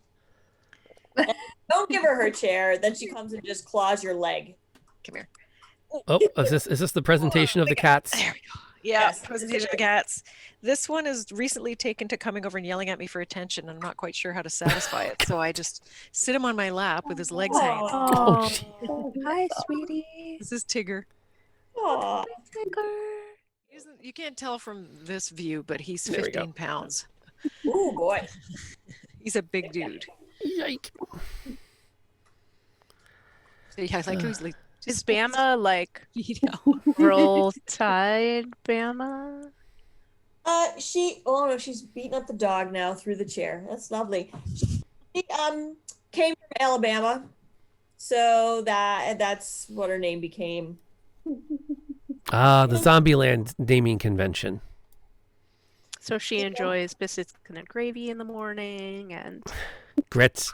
sweet tea. She does not eat any people food, but lately she has started eating the dog's food. So, but if you try to share your whatever you have, she does not want it unless it's tuna fish. Have you tried biscuits and gravy? I have not. See? Could be the wrong. You give it a test and let me know the outcome. Okay. I have my sister married into an Alabama family, so now I have stereotypes about Alabama. Stereotypes is the word I was looking for. Oh, that's funny. Oh. Yep. No, she's a reject. She's a lady was breeding pixie bob cats with ragdoll cats, and the goal was to get extra toes and short tail, and she has neither of those things, and therefore I got her for free. Got it. She That's does the- enjoy murder mysteries, though, so that's cool. Yeah. Yeah, Cool. I think she does. Well, what I'm going to do now, we're kind of wrapping things up and thanking everyone for coming out tonight and hanging out with us on the internets and chilling out and supporting us. I'm actually going to pass you on to another opportunity to continue engaging in fun content like this. Specifically, I'm going to send you over to follow an amazing gentleman who streams under the name Indoor Adventurer. He runs Dungeons and Dragons games almost every day of the week on his stream. If he's not playing, he's running. If he's not running, he's playing. If he's doing neither, he's just giving great sage advice and doing amazing voice acting for everything he does. And he has an amazing, talented cast, almost as good as the cast of sleuths we had tonight. So I absolutely encourage you to go check them out when you're done here. I'm going to say goodnight to everyone on Twitch. Thank you for coming by and chilling out. Thank you, Umber, for bringing in some more bodies. Thank you, Nebula, for the gifted sub to Spinny. Thank you for all the follows. You are all amazing people.